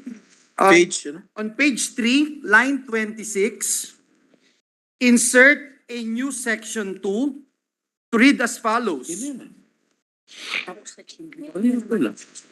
Section 3 of RA 11709 is being repealed and then renumbered the section accordingly. That is our proposal, Your Honor, Mr. President. Is hereby. Is hereby repealed, Mr. President. Section 3 of RA 11709 is hereby repealed. Nirepeal niya yan. Hi, Senator Risa Ontiveros. Oh, sorry. Yes, there's no Yeah. comment from the sponsor. 30 seconds, Mr. President. Okay. Yeah, we already mentioned, Mr. President, part of our motion is to renumber the section accordingly, if it is acceptable to our distinguished sponsor. Hindi yan ginawa. Wala pa. He's still asking for 30 seconds. Accepted, Mr. President. Thank you, Mr. President. Accepted, therefore just- carried. Yeah, accepted. Just to put the record, Mr. President, that your committee did not amend the section 3 of RA 11 of the existing law concerning the tour of duty of the PMA superintendent, which provided for a 4-year tour of duty without lateral movement and 58 years old as retirement age.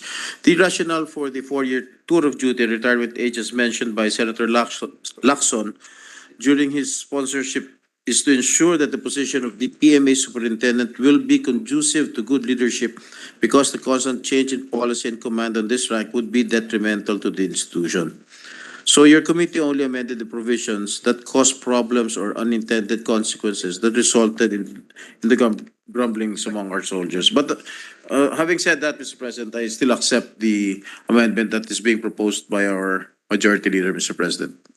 Thank you, Mr. President. And again, just to put on record, this is the result of our long caucuses, Mr. President, including that consultation with the Secretary of National Defense, with the Armed Forces Chief of Staff, and other generals and stakeholders involved in this particular measure, Mr. President. Just to put that on record as well, Mr. President. Thank you. Senator Rizzo Tiveros. Salamat kaayo, Mr. President. I'm not proposing any amendment. Gusto ko lang po mag-brief manifestation to make of record that in the spirit of the manifestation of the minority leader earlier, that there could be studies and including simulations in the future on possibly changing the age of compulsory retirement from 56 to 57 or kung ano pa man. Also to make of record that perhaps there can be a study and perhaps the subject of a future bill, even if there are constitutional and organizational issues, about tenure in grade of 4 years for the PMA superintendent. So just to make that of record, Mr. President, for as a subject of possible future study and possible future legislation in a separate bill. Salamat kayo, Mr. Take President. note of that. Thank you. Thank you, ma'am. There are no other ulterior amendments, Mr. President. We are going on page 9 now, Mr. President. Yes, the minority leader is floor leader is seeking the recognized. floor. Thank you, Mr. President. Just an appeal anyway, we're subjecting all the amendments to style.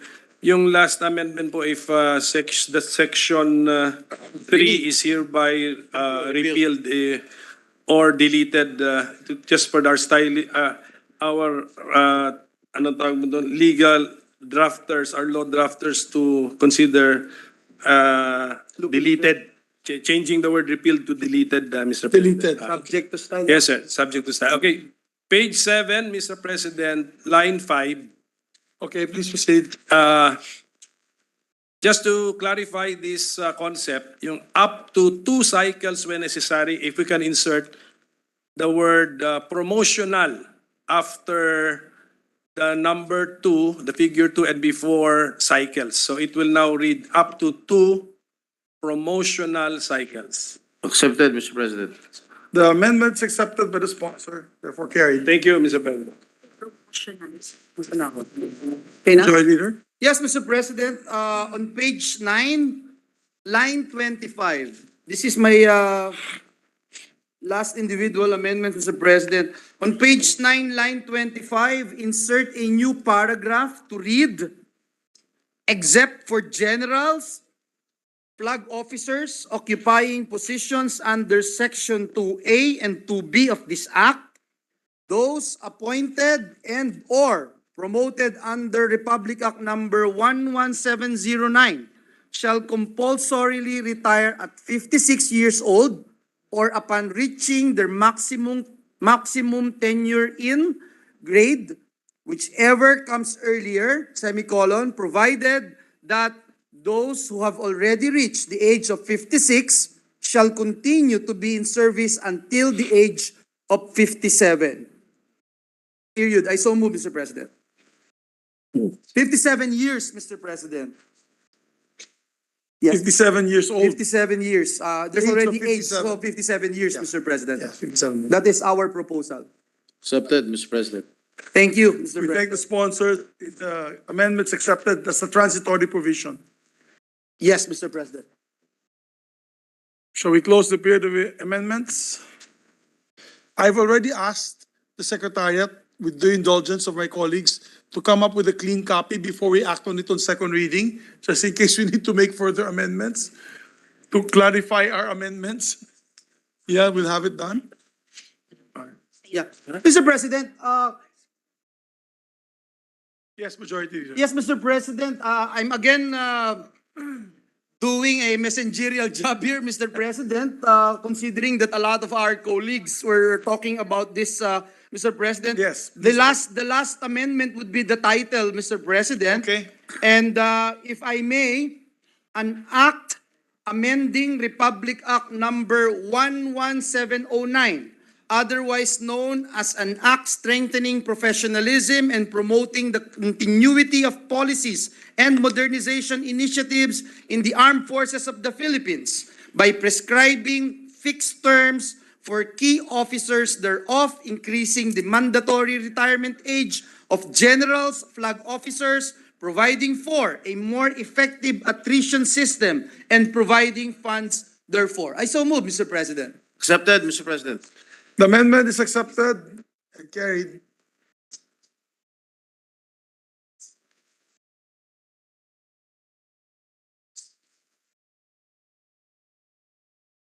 Monitor the clean copy na lang.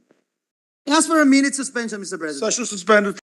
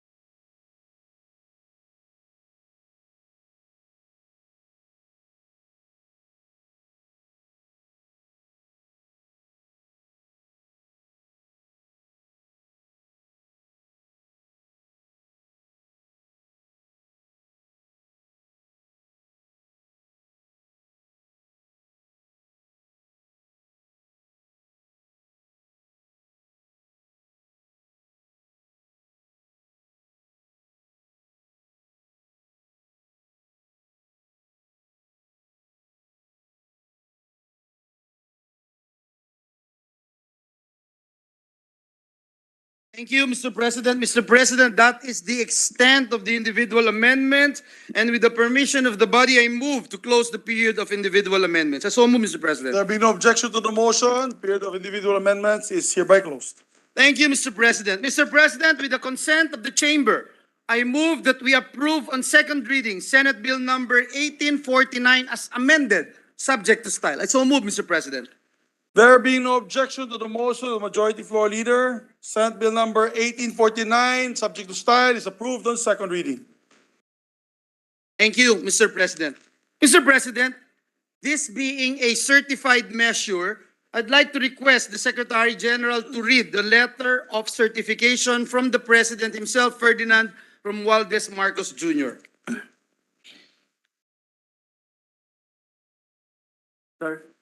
Yes, please proceed, Secretary. Malacañang Palace, Manila, 15 February 2023. Senator Juan Miguel F. Zubiri, Senate President, the Philippine Senate, Pasay City. Mr. Senate President, pursuant to the provisions of Article 6, Section 26, Paragraph 2 of the Constitution, I hereby certify to the necessity of the immediate enactment of Senate Bill number 1849 entitled An Act amending Sections 2, 6, 10, 11, and 15 of Republic Act number 11709, otherwise known as an Act strengthening professionalism and promoting the continuity of policies and modernization initiatives in the armed forces of the Philippines by prescribing fixed terms for key officers thereof, increasing the mandatory retirement age of generals, flag officers, providing for a more effective attrition system, and providing funds therefore, to further enhance policies and initiatives towards maintaining a responsive and professional armed forces of the Philippines. Best regards, very truly yours, the President of the Philippines. The Minority Floor Leader is recognized. Mr. President, I'd like to reiterate my consistent position on presidential certifications that this should be limited to measures which are made necessary, whose immediate enactment is made necessary to meet a public calamity or emergency. This is found in Section 26, Paragraph 2 of Article 6 of our Constitution. And I cannot believe that grumblings from the armed forces of the Philippines can be treated as a public calamity or emergency, especially coming from a professional organization. Lahat tayo aminado, it's a highly professional organization with a long history of discipline behind it, Mr. President. So I am bringing this point to the attention of our colleagues, and therefore I move that we follow regular procedure, Mr. President, in accordance with our rules, that the readings be on separate days, Mr. President, the three readings. Yes. Although with due respect, before I know the Majority Leader is going to make a motion to that effect, but precedence has shown, traditions in the Senate, that we have come up with certifications on a number of bills that are not, of course, in the times of emergencies or state of calamities. One is the budget, and of course, several other measures in the past that we've acted on.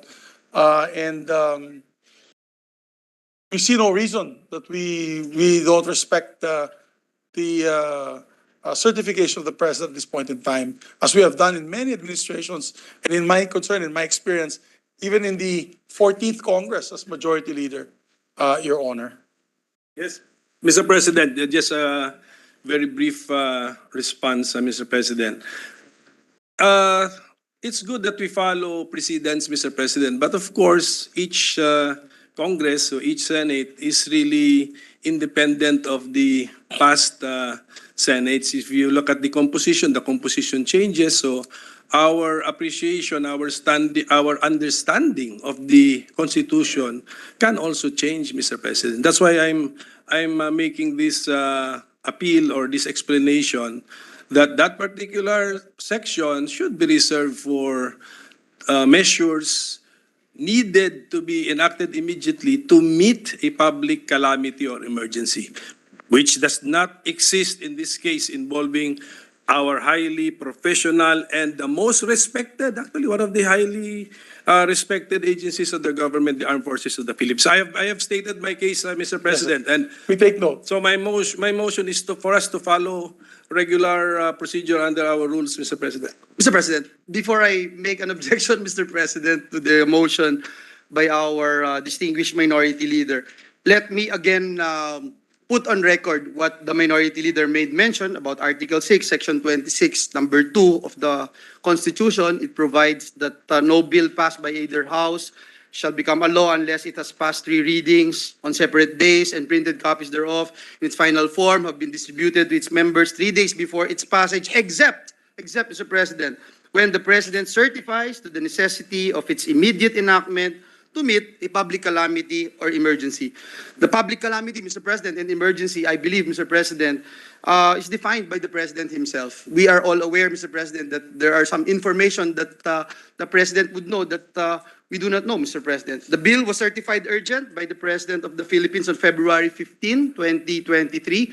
Thus, pursuant, Mr. President, to our Constitution, we can dispense with the 3-day rule and we can pass with the 3rd reading of this particular measure, Mr. President. But I submit, Mr. President, to the wisdom of the body, and so I will object to the motion of the minority. And also to add to the discussion, May motion eh.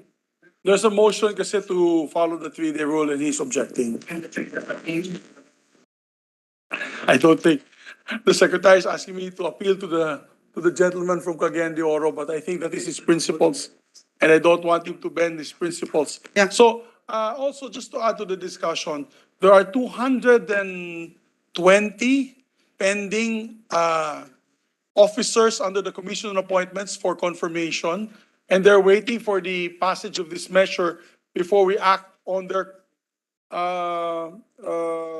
promotions as one rank higher. And I think that it's very important that we act on this in haste. Therefore, there's an objection from the majority floor leader. Yes, Senator Pia Cayetano. Yes, Mr. President, I was thinking before I stood up and raised my hand, if I will add to this discussion.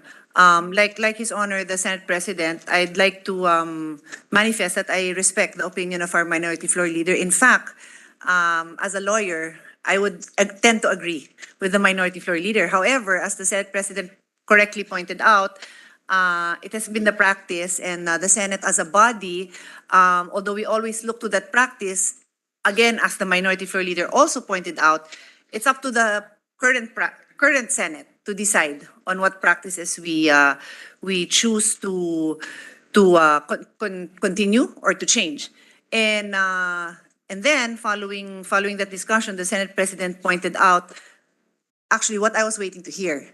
The reason for the urgency, that there are members of there are officials who through the Constitution are required to go through the process of the Commission on Appointments, and they are awaiting the outcome of this. That was the urgency that this representation was waiting to hear. That is the justification this representation was waiting to hear, because I would also appeal to the body to consider this practice if there was no justification.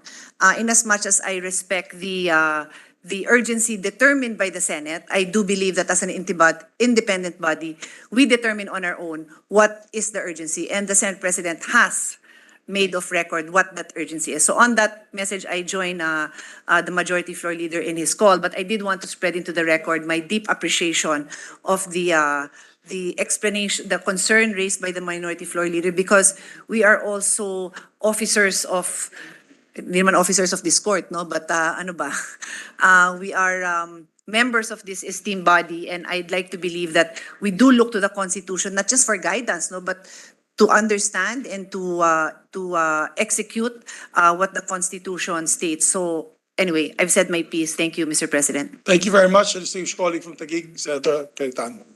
So there's For an the previous objection. question, Mr. President. So there's an objection, raising of hands. We'll just show a show of hands for those who are in favor of the motion of Senator Coco Pimentel. Please raise your hand. For those who are in favor to proceed with the 3rd reading vote, please raise your hand. The motion to proceed wins the ruling. Please proceed. The motion is lost, rather. The motion is lost, and we proceed with the third reading rule. Yes, Mr. President. Mr. President, with the consent of the body, I now move that we consider on third reading Senate Bill number 1849. I so move, Mr. President. There being no objection to the motion, motion is approved. We ask the Secretary to read the title of the measure and proceed with the roll call vote.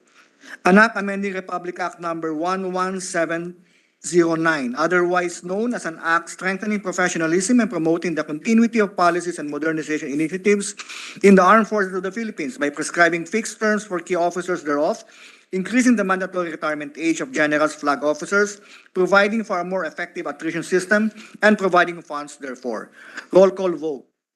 The Honorable Senator Angara, Senator Binay, Senator Cayetano Alan, Senator Cayetano Pia, Senator De La Rosa, Senator Ejercito, Senator Escudero, Senator Estrada, Senator Gatchalian, Senator Go, Senator Ontiveros, Senator Lapid, Senator Legarda, Senator Marcos, Senator Padilla, Senator Pimentel, Senator Poe, Senator Revilla, Senator Tolentino, Senator Tulfo, Senator Villanueva, Senator Villar Cynthia, Senator Villar Mart, the Senate President. Yes.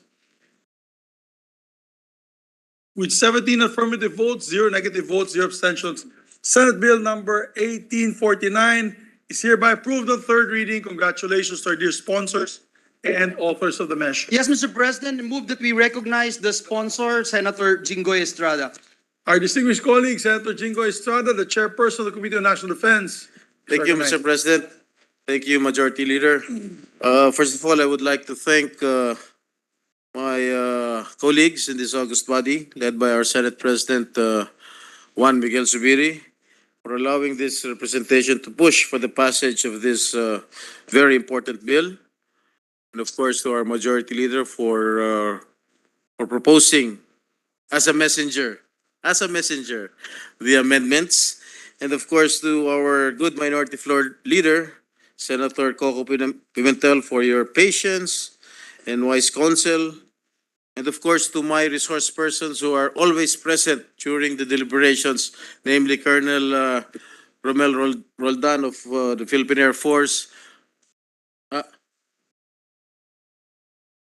I'm sorry, Brigadier General Romel Roldan of Philippine Air Force, Asek Lawrence D. of the Department of National Defense, Colonel General Omar of Philippine Air Force, and to all my staff, and for giving their valuable time to attend the briefings and for listening to the urgent concerns of the defense establishment and for giving support to this bill.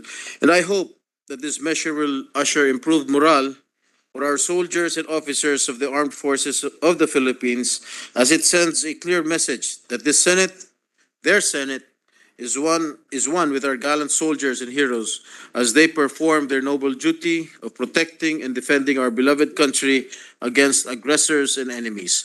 Andito po ang inyong Senado para alalayan kayo sa bawat laban ng inyong kakarapin. And this bill will also provide the armed forces of the Philippines with the flexibility, stability, and dynamism to adequately adapt and respond to the demands of the uncertain times. Again, my warmest gratitude to my dear colleagues. Thank you very much. Thank you very much to our distinguished sponsor. Mabuhay po. Majority Leader. Thank you, Mr. President. We extend our sincerest congratulations to our hardworking chairperson of the Committee on National Defense, Senator Jinggoy Estrada. Mr. President. And also to the Minority Floor Leader. And the Minority Leader. And the Deputy Minority Floor Leader who helped us also craft. Who had the so many necessary sleepless nights, Mr. President. Yes. He thanked our Minority Leader, the Deputy Minority Leader, and the members of the Senate for taking active part, Mr. President, in passing this very important measure. Mr. President, some administrative matters. We just received an information from the Secretariat, from our dear colleague, Senator Pia Cayetano, who had earlier signified her co-authorship on Senate Bill number 1604, or ARAL program. I just would like to manifest it for the record, Mr. President. Yes, the Secretary takes note. Mr. President, with the permission of the body, I move that we proceed to the Senate President's designation of Senate conferees to the Bicameral Conference Committee on the Disagreeing Provisions on Senate Bill number 1850 entitled Condonation of the Agrarian Reform Debt and House Bill number 6336. The following members are hereby designated.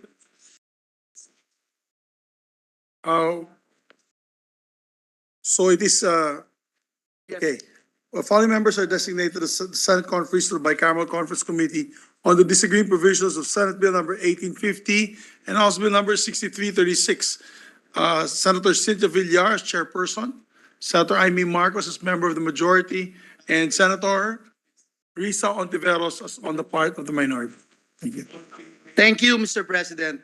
Mr. President, that's all female, Mr. President. It's an all-female team. Yes. Right, so Because- women's. Yes, today is Women's Month, Mr. President. Mr. President, with the consent of the body, and I'm excited about this, Mr. President, I move to transfer the committee referral of Senate Bill numbers 1500 and 1509, the bills granting Philippine citizenship to our friend, Mr. President, Kyle Douglas Jennerman, from the Committee on Rules to the Committee on Justice and Human Rights. I so move, Mr. President. There being no objection, motion is approved. Thank you, Mr. President. Mr. President, pursuant to Section 18 of the Rules of the Senate, with conformity of the Chairperson of the Committee on Science and Technology, Senator Alan Peter Cayetano, may I just manifest for the record the inclusion of Senate Bill number 1928, or the Virology and Vaccine Institute of the Philippines Act, in the same subcommittee handling related bills on Virology and Vaccine Institute of the Philippines, with Senator Pia Cayetano as chairperson. I so manifest, Mr. President. Manifestation is noted. Mr. President, with the consent of the body and conformity of the chairperson, Senator Francis Escudero, I move that Senator Ramon Bong Revilla Jr. be made co-author of Senate Bill number 1864. This is the Bill on Student Loan Payment Moratorium during Disasters and Emergencies Act. I so move, Mr. President. There being none, motion is approved.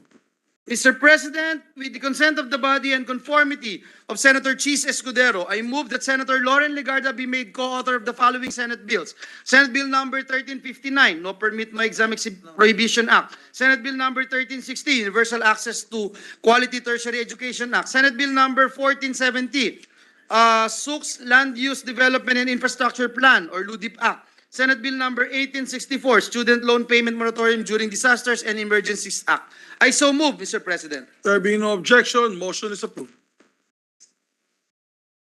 Mr. President, move that we take up the privileged speeches.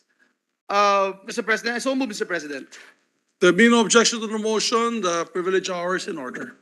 Upon the request of our dear colleague, Mr. President, I move that we recognize the distinguished gentleman from the great province of Cavite, Senator Francis Tolentino, to deliver this privileged speech. Our distinguished colleague, Chairman of the Committee on Justice, Chairman of the Blue Ribbon Committee, no other than the gentleman from Cavite, Senator Francis Tolentino, is recognized. Thank you, Mr. President. I'll be brief, Mr. President.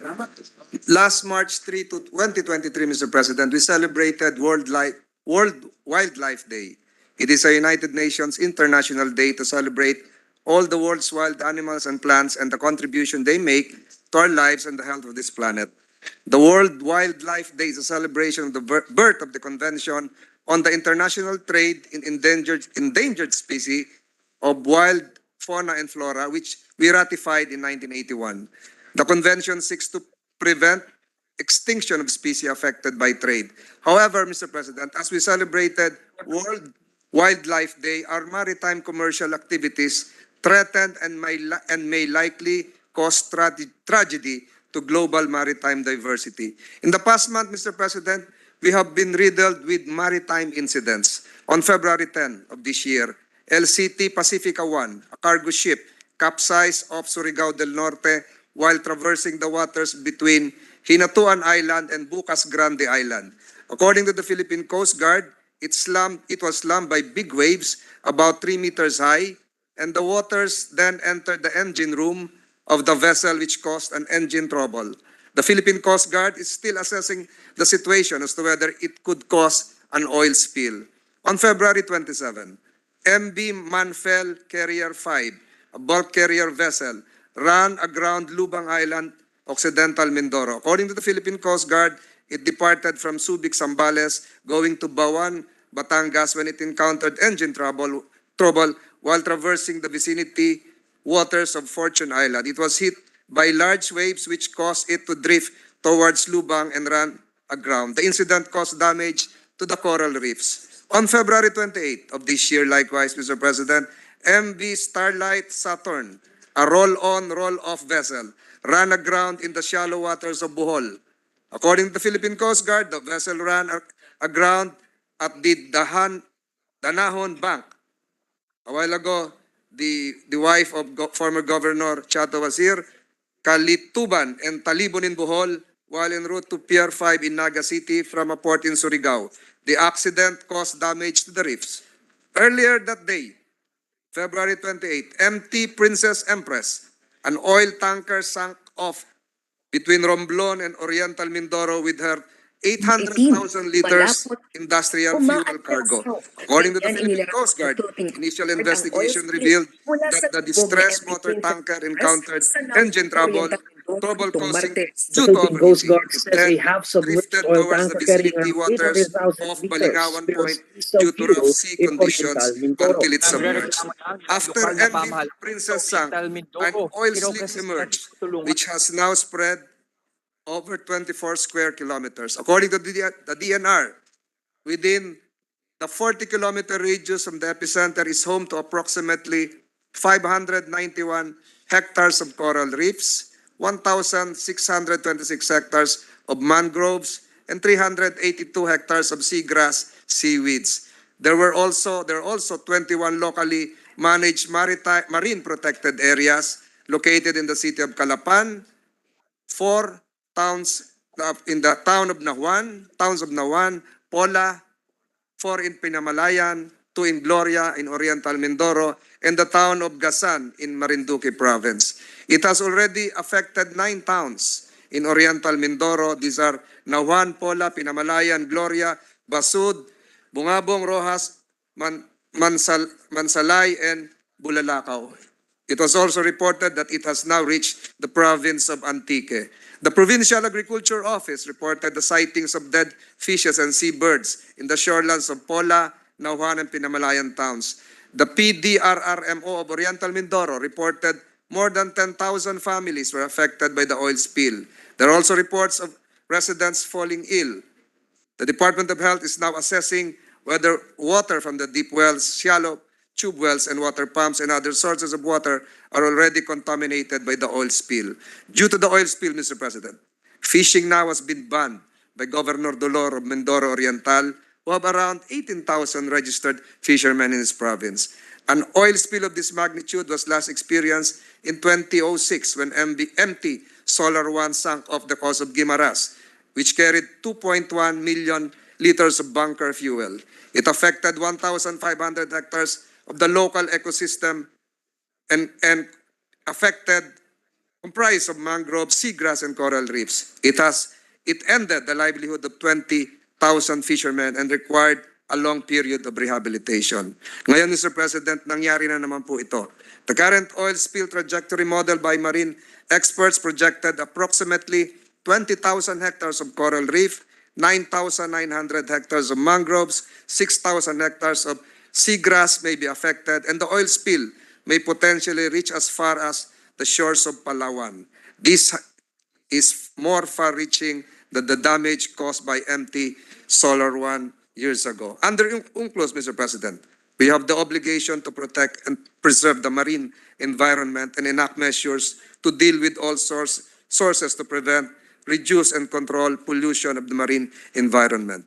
These maritime incidents could have been prevented In LCT Pacifica 1, the huge waves cause engine trouble. In MB Manfel Carrier 5, MB Mariel Carrier 5 also encountered engine trouble. MB Starlight Saturn, the cause is still being determined by the Coast Guard. In MT Princess Empress, it had engine trouble due to overheating.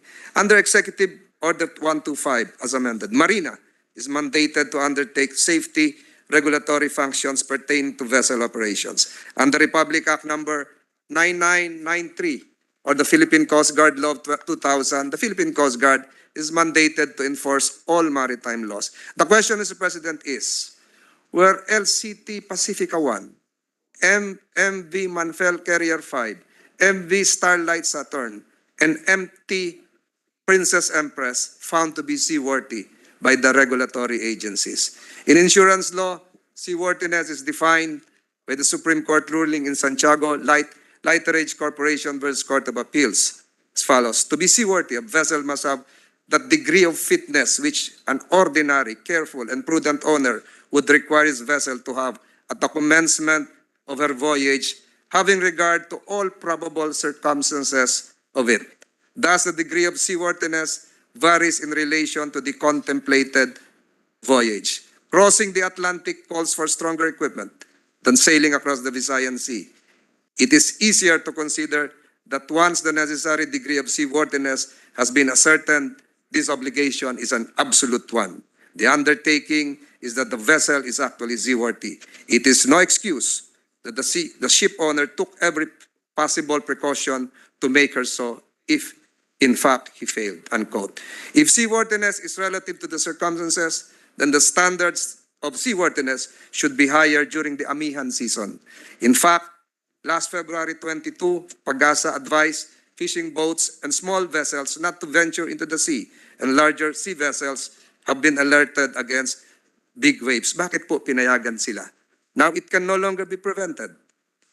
Or the oil spill by the sinking MT Princess will devastate our marine ecosystem. The coral reef, the mangrove areas, and the marine protected areas are breeding grounds of fish, which are among our top sources of food. According to the BIFAR, and this can be confirmed by Senator Cynthia Villar, marine municipal fisheries output for the entire country reached 946.88 thousand metric tons in 2022.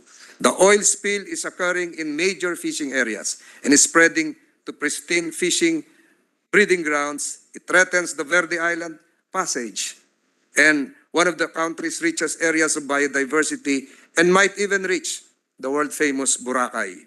Our loss is not poor when it comes to oil pollution. We have RA 9993, the Philippine Coast Guard Law, the National Oil Pollution Operations Center Decree, PD 979, the Marine Pollution Decree of 1976, RA 10-10654, the Amended Fisheries Code of the Philippines, RA 9275, the Philippine Clean Water Act of 2004, RA 9483, the Oil Pollution Compensation Act of 2007, RA 10121, the Philippine Disaster Reduction Management Act of 2010. Mr. President, the Philippine Coast Guard is the responsible agency for preventing and controlling pollution in the country's territorial waters. It made a National Oil Spill Contingency Plan, or the NOSCP. However, the policy for combating oil spill is limited because of lack of resources. While we are seeking accountability, our efforts in the meantime, should be focused on the containment of the oil spill to prevent it from causing further irreversible damage to our marine ecosystem. Next should be the recovery. Ito rin po siguro ang dahilan, Mr. President, kung kaya nangailangan na ng tulong si Secretary Bautista ng DOTR sa bansang Japan para mabawasan ang oil spill. As we have experience in the Guimaras oil spill, recovery and rehabilitation will be extensive. It will affect not just the marine ecosystem, but all those who depends on it. Those who will be primarily affected will be the fishermen and their families. Today, 18,000 fishermen lost their livelihood. If we fail to contain the oil spill, it will affect thousands more. But as we have done again and again, we will rise as a nation and face this tragedy as one. Salamat po, Mr. President. Thank you, Senator Tolentino, Majority Leader. Thank you. Mr. President, our Senate President Pro Tempore, Senator Lauren Legarda, is seeking the floor. I move that she be recognized, Mr. President. Our Senate President Pro Tempore, Senator Lauren Legarda, is recognized. Thank you very much, Mr. President. I am grateful to Senator Tolentino for bringing to our attention this oil spill, which has affected not just one province, but actually several regions of the country. May this representation request if I could ask a few questions for clarification and information from the good sponsor. From Yes. to the lady from one of the affected areas now. Yes, actually, last weekend I received a message from Secretary Rex Gatchalian offering assistance already because he is aware that some of our communities in North Antique, actually it's Semirara Island, which is in between Mindoro and Kaluya Island, and that's a fisher folks community. They're affected. Of course, there are many other areas that Your Honor mentioned, Pola in Mindoro, areas in Marinduque. So that's Mimaropa and parts of Western Visayas. Yes. May this representation know, is there already an estimate by the either Coast Guard or the Bureau of Fisheries and Aquatic Resources on the damage to our marine, to the catch of our fisherfolk communities in these provinces and in the two regions affected, Mr. President? What is the extent of damage on existing marine life and the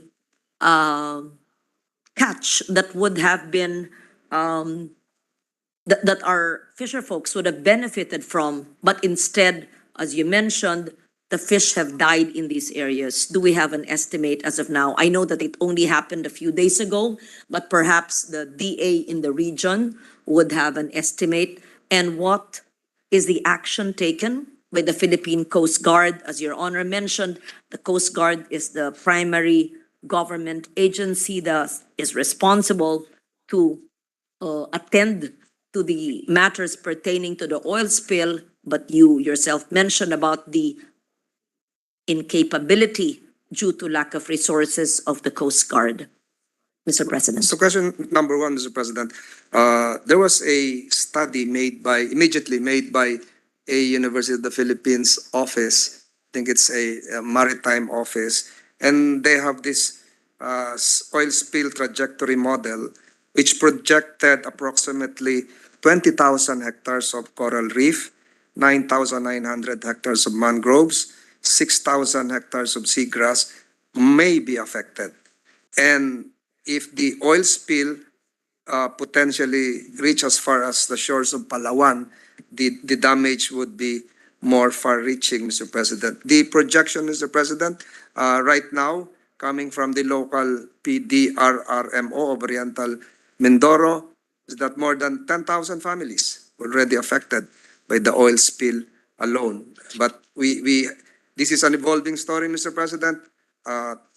As hours pass by, we will have additional reports, perhaps, of greater damage.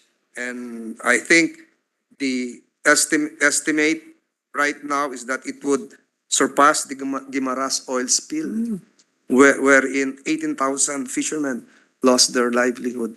So because of the amihan. Yes. Yes. Did I hear you say, Mr. President, that 10,000 persons? Families. 10,000 families are projected to be affected by this oil spill Mindoro alone. in Mindoro alone. Yes. That's 10,000 families. For a family of 5, that's 50,000 already in one province, and that would be Occidental Mindoro. Oriental Mindoro. Oriental, Pola in Oriental Mindoro, yes. Occidental would not be affected. I'm certain Occidental would be affected because Kaluya Island, Semirara would be in between, well, it would be Oriental Mindoro. Because the passageway from Mindoro to Romblon via the Verde Island Passage, Would be Oriental, it would mostly affect Oriental. Oriental Mindoro. And perhaps Boracay. If it reaches Boracay, that means it also reaches, it has actually reached Reached already a Antique. province, Yes. Semirara Island in the municipality of Kaluya. So, Mr. President, what is the Coast Guard, to your knowledge, doing about this, and what are they capable of doing based on equipment and resources that they have? Mr. President, I think Coast Guard thus far utilized several steel floating booms to segregate, identify the affected areas. But beneath those booms, it's a different story. What you have to do is to really siphon the oil spill, the 800,000 liters, which at this stage they have admitted they don't have the capability. So that's why, Mr. President, modesty aside, during a conversation with Secretary Jaime Bautista, this representation suggested that Japan should aid us. And I think Secretary Bautista already made initial moves to contact the Embassy of Japan. And if perhaps Japan can help us, it will probably, similar to what they've done before, it will probably mitigate whatever effects would ensue. If this will be worse than the Guimaras oil spill, Mr. President, can you help us refresh my memory on how long the Guimaras oil spill happened and up to how many days, weeks, or months were the residents in that area affected? And with the same projection, is that how long the families and the communities in these areas will be affected? Would you be I able to don't have the recall? exact, I don't have the exact data as to the Guimaras oil spill, but it happened in 2006. Oh, way When back, empty yes. Solar One sunk off the coast of the of Guimaras, which carried 2.1 liters of bunker fuel, it affected 1,500 hectares of the local ecosystem, comprised of mangrove, seagrass, coral reefs. It ended the livelihood of 20,000 fishermen and required a long period of rehabilitation. Mr. President, considering that our fisherfolk communities in these areas are the poorest of the poor and we are just reeling from the COVID-19 pandemic and then this happens, what is it we can do as legislators? What is it perhaps could we do to encourage even the Coast Guard Auxiliary, perhaps a civilian volunteer group, to assist in the oil spill containing activities, aside from asking our neighbor Japan, who I am certain will be willing to help? But in the immediate emergency situation, what is it else that we could do, Mr. President? Perhaps, Mr. President, that's a good question. Perhaps, Mr. President, this has now got to be a total government approach. This does not have to be the sole enclave of DOTR. DNR should be involved. The NDRIMZ should be involved. Department of Agriculture through BIFAR should be involved. And I foresee, Mr. President, the involvement of the private sector. The Coast There Guard are- Auxiliary, yes. No, there are big companies with private tankers with their own siphoning equipment, and they can possibly assist. There are scientists that can also assist us, and I refer to specific city which we have been discussing since the start of this session, Dumaguete City, where Siliman is. We have marine experts from the Siliman University. And perhaps the UP Marine Science Yes. Institute. In layman's terms, Mr. President, maari ba nyo ho kaming paliwanagan? Could you explain to us, ano po ang simpleng pagpaliwanag ng paglinis o pag-alis ng langis na nahulog mula sa mga vessels na ito para po maagapan at hindi lalong lumala? can we understand, or could you kindly explain to us in very simple layman's terms, even in Filipino, so that everybody who is online would understand, para mo maintindihan ng lahat at pati tayo, ano po yung simpleng pamamaraan na low-tech na maari pong linisin ang langis na kumakalat sa karagatan? Ako po ay hindi eksperto sa bahaging ito ng agham, mahal na Pangulo. Subalit sa payak na kaalaman, ito po ay pagsalok ng langis at paghiwalay ng langis sa tubig. At isa pong napakahirap na gawain. Subalit meron po tayong National Oil Spill Contingency Plan na binalangkas ng Philippine Coast Guard, which should be applied. So siguro sa madaling salita, hindi po dapat lumaganap. Makontain lang po sa isang lugar, and talaga pong nakakalungkot, the areas of Mindoro will have to be sacrificed. Verde Island should be spared. The center, By all the center of biodiversity, yes. Yes.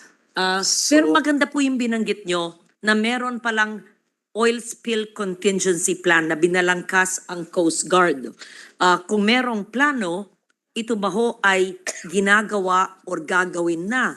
At kung resources lang ang issue, ay paglaanin natin ang pondo dahil bilyong-bilyong piso ang ating linaang pondo sa NDREAM. Alam natin, ang LGU ay may DRR funds at meron din po ang NDREAM Fund National na nakalaan sa DBM at ang Office of the President ay maaring kumuha ng pondo dyan para gamitin dyan. I'm sure, Mr. President, that this National Oil Spill Contingency Plan has some specific details that would require not just the containment, but the utilization of private equipment, but more so it would require huge amount of resources.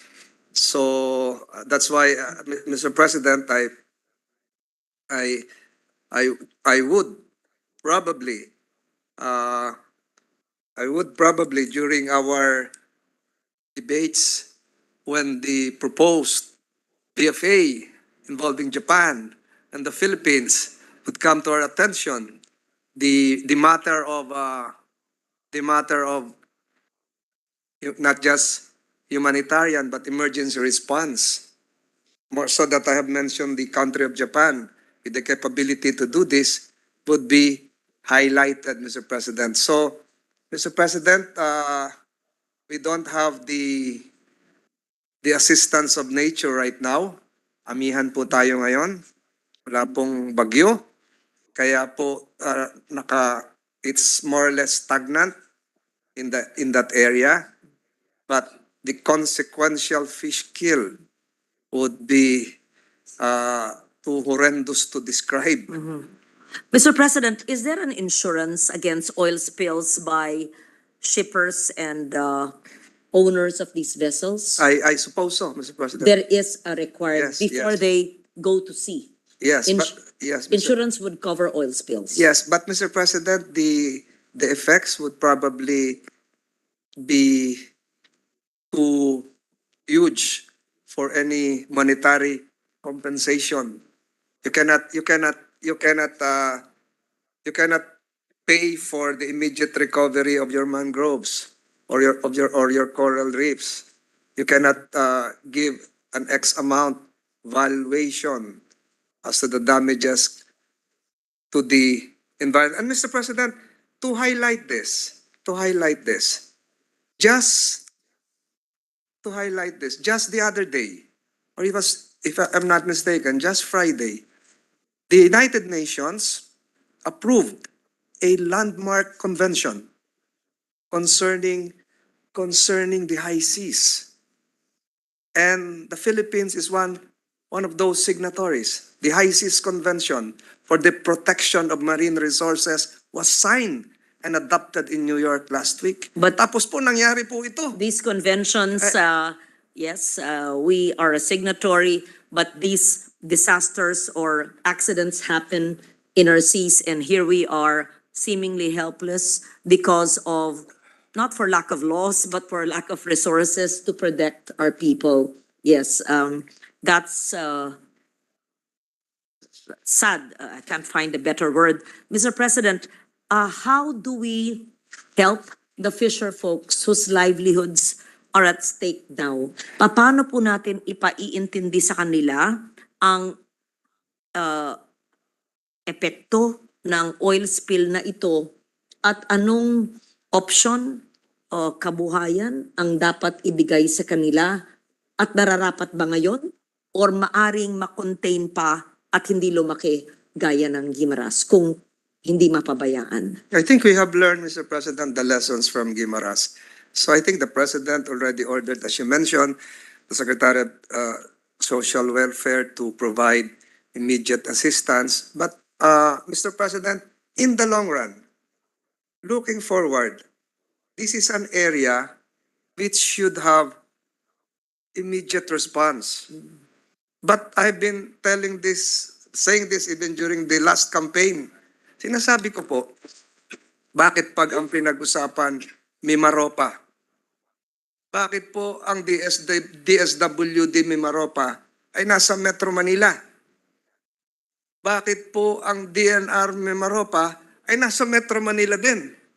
Bakit ang Department of Health ng Mimaropa, kung mangangailangan ng tulong sa mga doktor, lalong-lalo na yung mga naninirahan sa coastal areas, ay nasa Quezon City rin?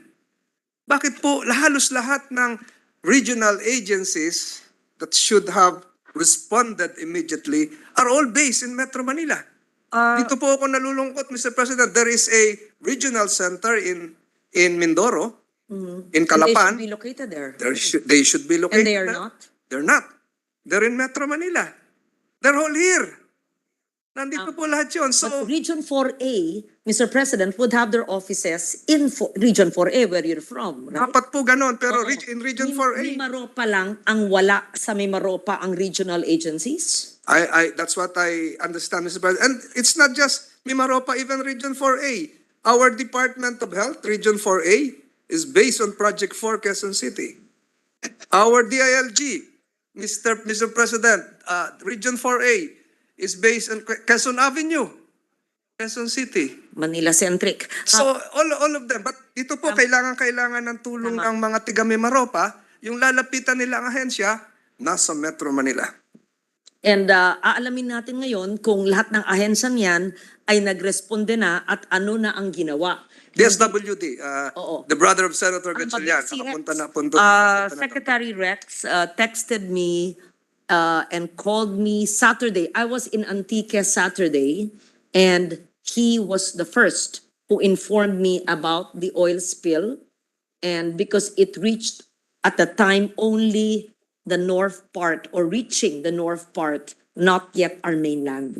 So Rex is very proactive. I can see his brother looking at me. Telsec Rex, I said that, very proactive and said, we're here if you need help. Yes, thank you so much. So it's been 3 days since he called me. Kahuli-hulihang tanong for the meantime, Mr. President. Bakit po madalas, sa akin more than once madalas na yan, nangyayari po ito, I heard you say about seaworthiness earlier. Bakit natin pinapayagan ang hindi maayos na kalagayan ng mga vessels to fly our our sea routes? Bakit po madalas mangyari ito? Maluwag ba ang mga ahensya ng gobyerno at hindi pa sapat ang mga penalties at mga parusa? Kaya ang mga aksidente, maritime disasters ay madalas pong mangyari. At ano po ang dapat gawin? Ano po ang inyong mungkahi? Mr. President, I think Marina, being the appropriate agency involved, charged with the inspections relative to seaworthiness under Executive Order number 125, should be more proactive and should conduct timely inspections, not just during holiday seasons and during the Lenten season. They should be at the forefront of this in tandem with the Philippine Coast Guard under Republic Act number 993. Siguro po, Mr. President, the the seaworthiness of vessels, usually these are second-hand vessels purchased abroad, utilized for several decades, should be given a second look. Bumibili po tayo ng mga barko na segunda mano, na gamit na gamit na. Mr. President, sa mga pangyayaring ito, March 1 pa nangyari, no? March 6 na po ngayon, 5 araw na. Nag-convene na ba ho ang Marina, ang Coast Guard, at least in that region, at saka ang NDREAM? Kinonvene na ba? NDREAM National or at least Regional NDREAM? Perhaps they should.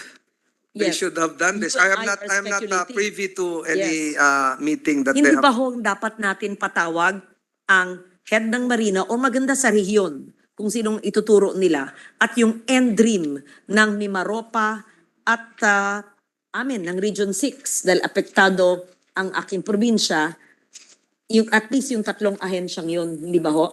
Marina, Definitely, Mr. President, yes, the NDREAM. PDRRMO, the local DREAM. Yeah, the provincial. The provincial Yeah. of the Mindoro Oriental. They have done their job. May report na nga sila. 10,000 families affected Yes. by the oil spill, etc. But remember, the provincial DRR would be helpless. I can imagine, wala rin pong resources yan. So dapat yung regional, yung Mimaropa, DRR, at ang national DRR, na linigyan po natin ng pondo. You'd know, I think 15 billion ang ating GAA funds na dapat yan. Kaya nga, Quick Response Fund and DRR, Disaster Risk Reduction, ay mabilis. Dapat hindi buwanan. That's the problem, Mr. President. That's the issue I raised a while ago. How can you have the regional DRRMO Pag convene Maynila. in that region when they're based scattered here in Metro Manila? Your director of one agency is in Quezon City, one is in Manila. So how can they have real ground factual analysis when they're here? Mr. President, I join you and may Nakakalungkot po. Yes, salamat po. May I urge Your Honor, Mr. President, to immediately call for a meeting, if not a hearing, and to make the government agencies responsible, such as Coast Guard, at least, Marina, and the DRR officers or PDRR of each province affected and the regional DRR. Then let's see. And the DA region of Mimaropa and Region 6. So they can tell us what they've done thus far in the past 5 days. In fact, even if there's no meeting or hearing yet, I believe that the Philippine Senate can command them to give a report what they've done in the past 5 days. If the Secretary of DSWD could call me and text me that he is ready, willing, and able to help with adequate resources, I am certain, and I hope that the other agencies of government have been proactive to do something about it within the almost 1 week since the spill. Absolutely, Mr. President. I will join you in a meeting or hearing, Mr. President. I think if Yes. this speech of mine will be referred to a committee, perhaps the Committee on Environment would be the appropriate committee. This will not be under the jurisdiction of the Blue Ribbon or the Committee on Justice and Human Rights. It can be stretched, but I already made some initial moves, having initiated some conversations with the DOTR. Next week?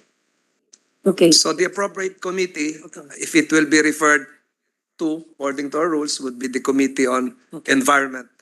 Very good. We don't have a Committee on Disaster Management yet. DRR, not yet, not yet. Thank you very much, Mr. President. I will just ask my questions during the meeting or the hearing or the briefing from the government agencies. I am grateful to our senator from Cavite and Colombia. You can add Michigan. A senator from Cavite for bringing this to our attention. I will ask our provincial DRR and our provincial DA in Antique because I know that Semirara is already affected and the barangay captain of Semirara. But we join our a sponsor, a good sponsor, in finding out what actions have been taken, how else we can help to contain the oil spill. Thank you, Mr. Thank you, President. Mr. President. It's been an honor to engage with the veteran legislator. Thank you, Mr. President. Mr. President, next to ask questions is the distinguished lady from Taguig City and Pateros, no other than Senator Pia Cayetano. I move that she be recognized, Mr. President. Senator Pia Cayetano is recognized. Thank you, Mr. President. With the conformity of our colleague from Cavite, I would actually have less questions, but more of, I'd like to spread into the record the experience of the Guimaras oil spill of 2006, as I was the chairman of the Committee on Environment and Natural Resources during that time. Thank you. Let the record show that the gentleman smiled and nodded at me, so I will proceed. We all learn from the experience of the gentle lady from Taguig. Thank you, Your Honors. So, Mr. President, as I said, no, this experience we had in 2006, precisely at the time that it happened, obviously we're not able to prevent it as it happened again, but I think it is very important for us to see what lessons, what observations we had then and what lessons can be learned. And I was enlightened by the questions of our Senate President Pro Temp that precisely was intended to figure out or to establish what we're doing now. And for me, having been through this same process, having had to investigate as to what happened, what was going on, what interventions were being made, I'd like to share what we learned then and hope that we're moving fast enough to make use of those experiences. So, Your Honors, to put it simply, and I actually asked for photos to be shown, we actually went to the site. I wanted to see for myself what it looked like. And from there, dun po natin nakita na, actually it looks like putik. Ganun kakapal yung oil na humalo na dun sa soil and dun sa debris or whatever is naturally found in the waters. And as you can see there, that's literally oil being poured into a PET bottle. Mr. President, this yes. looks like this is not a vintage photo. Perhaps this was taken last week or? 2006, naks naman na. I thought that was taken last week. May ganon. Sige, thank you. Thank you, Mr. President, for your kind implications. Yeah, so I was saying, let's focus on the PET bottle and look at that. That's literally oil being poured. At yan yung ano ba tawag doon? Yung na ganon? Salok. O nasalok dun sa using lang their bare hands. So, ganun kakapal yon, Your Honors. And after our ocular and then hearings, the outcome was actually the Oil Pollution Compensation Act of 2007. Take note, the Senate acted with urgency. In less than a year, we had a law addressing this. And for reference, Your Honors, yun nga, after the visit and the hearings, it was reported, and I'm really just honestly, the online reporting is a really good aid to my memory because I had to ask my longtime staff to refresh my memory on what were the steps that happened here. August 27, 2006 was when we had the joint probe with the House. My co-chair here was Chairman Congressman Neric Acosta. So it was a joint probe, Your Honor. And then by June 4, 2007, the following year, we already had our bill and we went through the process and we passed it. Interestingly, this law was questioned by the ship owners. By the ship owners kasi nga po, it's an Oil Pollution Compensation Act. But the Supreme Court ruled with finality in 2018, and let me just read it into the record. This is a summary, no? This case concerns the constitutionality of establishing the Oil Pollution Management Fund under Section 22A of Republic Act number 9483 and Section 1 rule of its implementing rules and regulations by imposing 10 centavos per liter for every delivery or transshipment of oil made by tanker barges and tanker haulers. Quoting from the ruling, the constitutionality and validity of subparagraph A, Section 22 of RA 9483, as well as Section 1 rule of the implementing rules and regulation of said law are hereby upheld.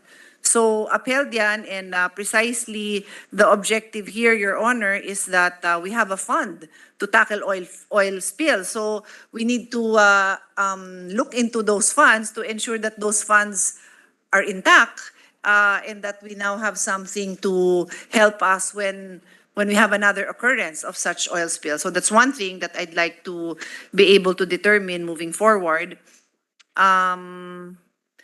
And then I recall, no, that there was a question asked by our Senate President Pro Temp on who's assisting and all that. And again, during that time, various international nonprofit organizations, government agencies, and academic institutions collaborated in responding to the crisis. These agencies included the U.S. National Oceanic and Atmospheric Administration, otherwise known as NOAA, the United Nations Development Program, UNDP, the International Maritime Organization, IMO, Greenpeace, Worldwide Fund for Nature, our NDRRMC, DNR, the Philippines Bureau of Fisheries and Aquatic Resources, and the University of the Philippines, Visayas, among others.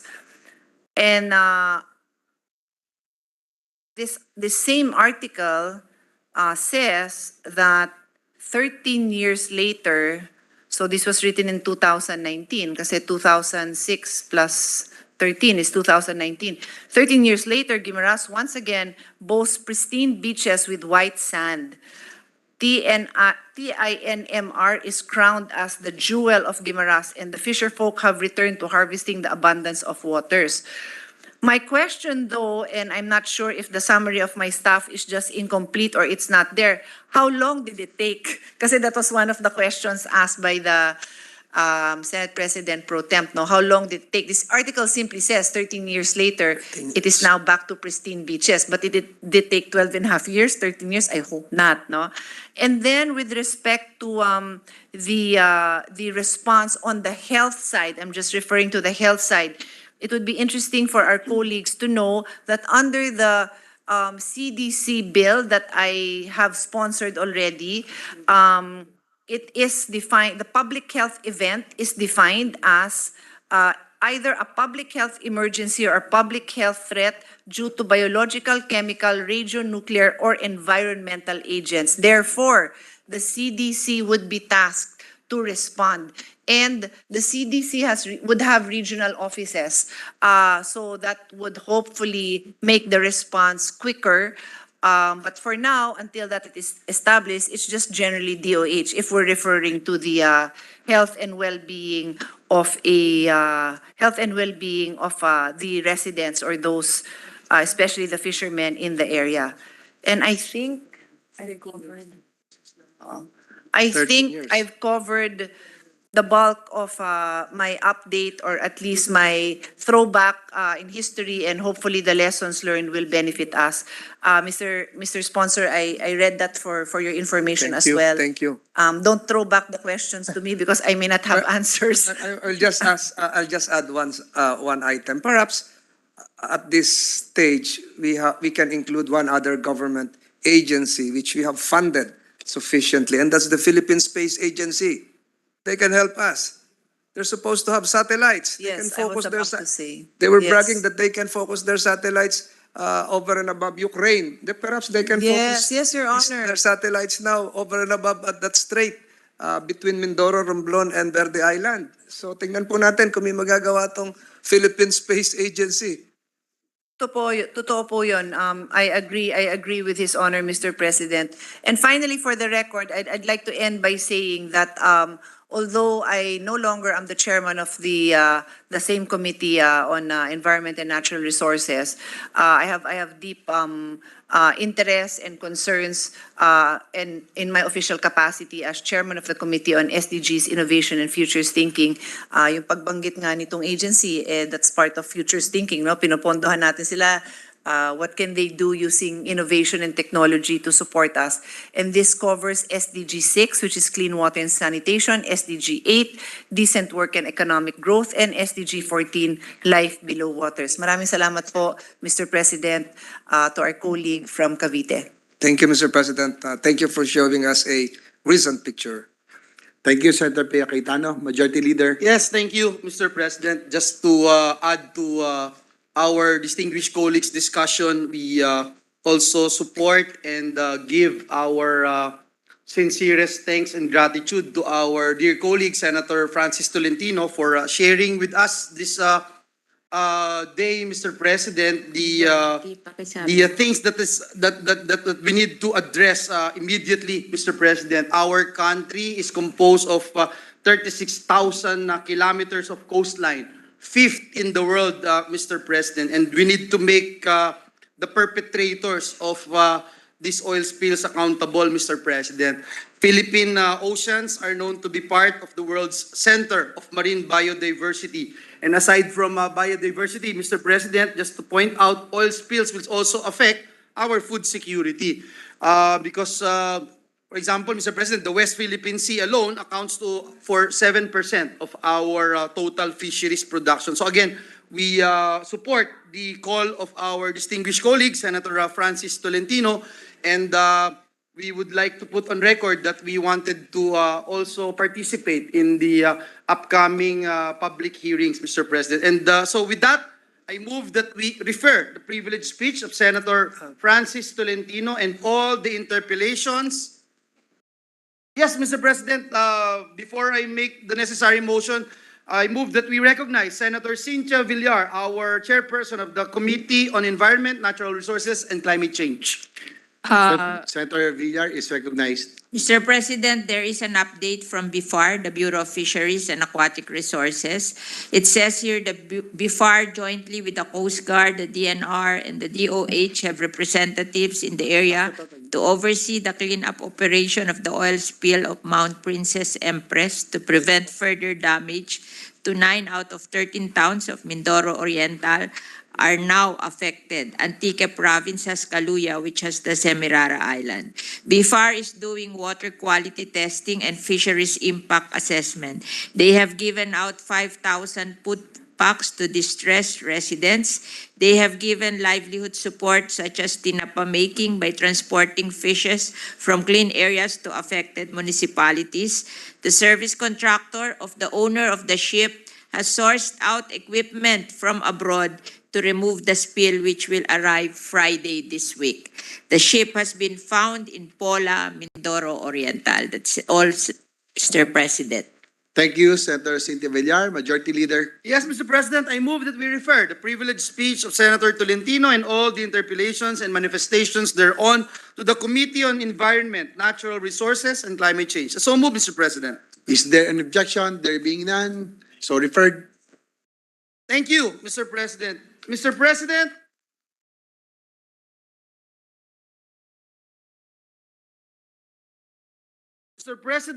I move that we adjourn the session until 3 o'clock in the afternoon of Tuesday, March 7, 2023. So move, Mr. President. Is there an objection? There being none, session is adjourned until 3 o'clock in the afternoon of March 7, Tuesday, March 7, 2023.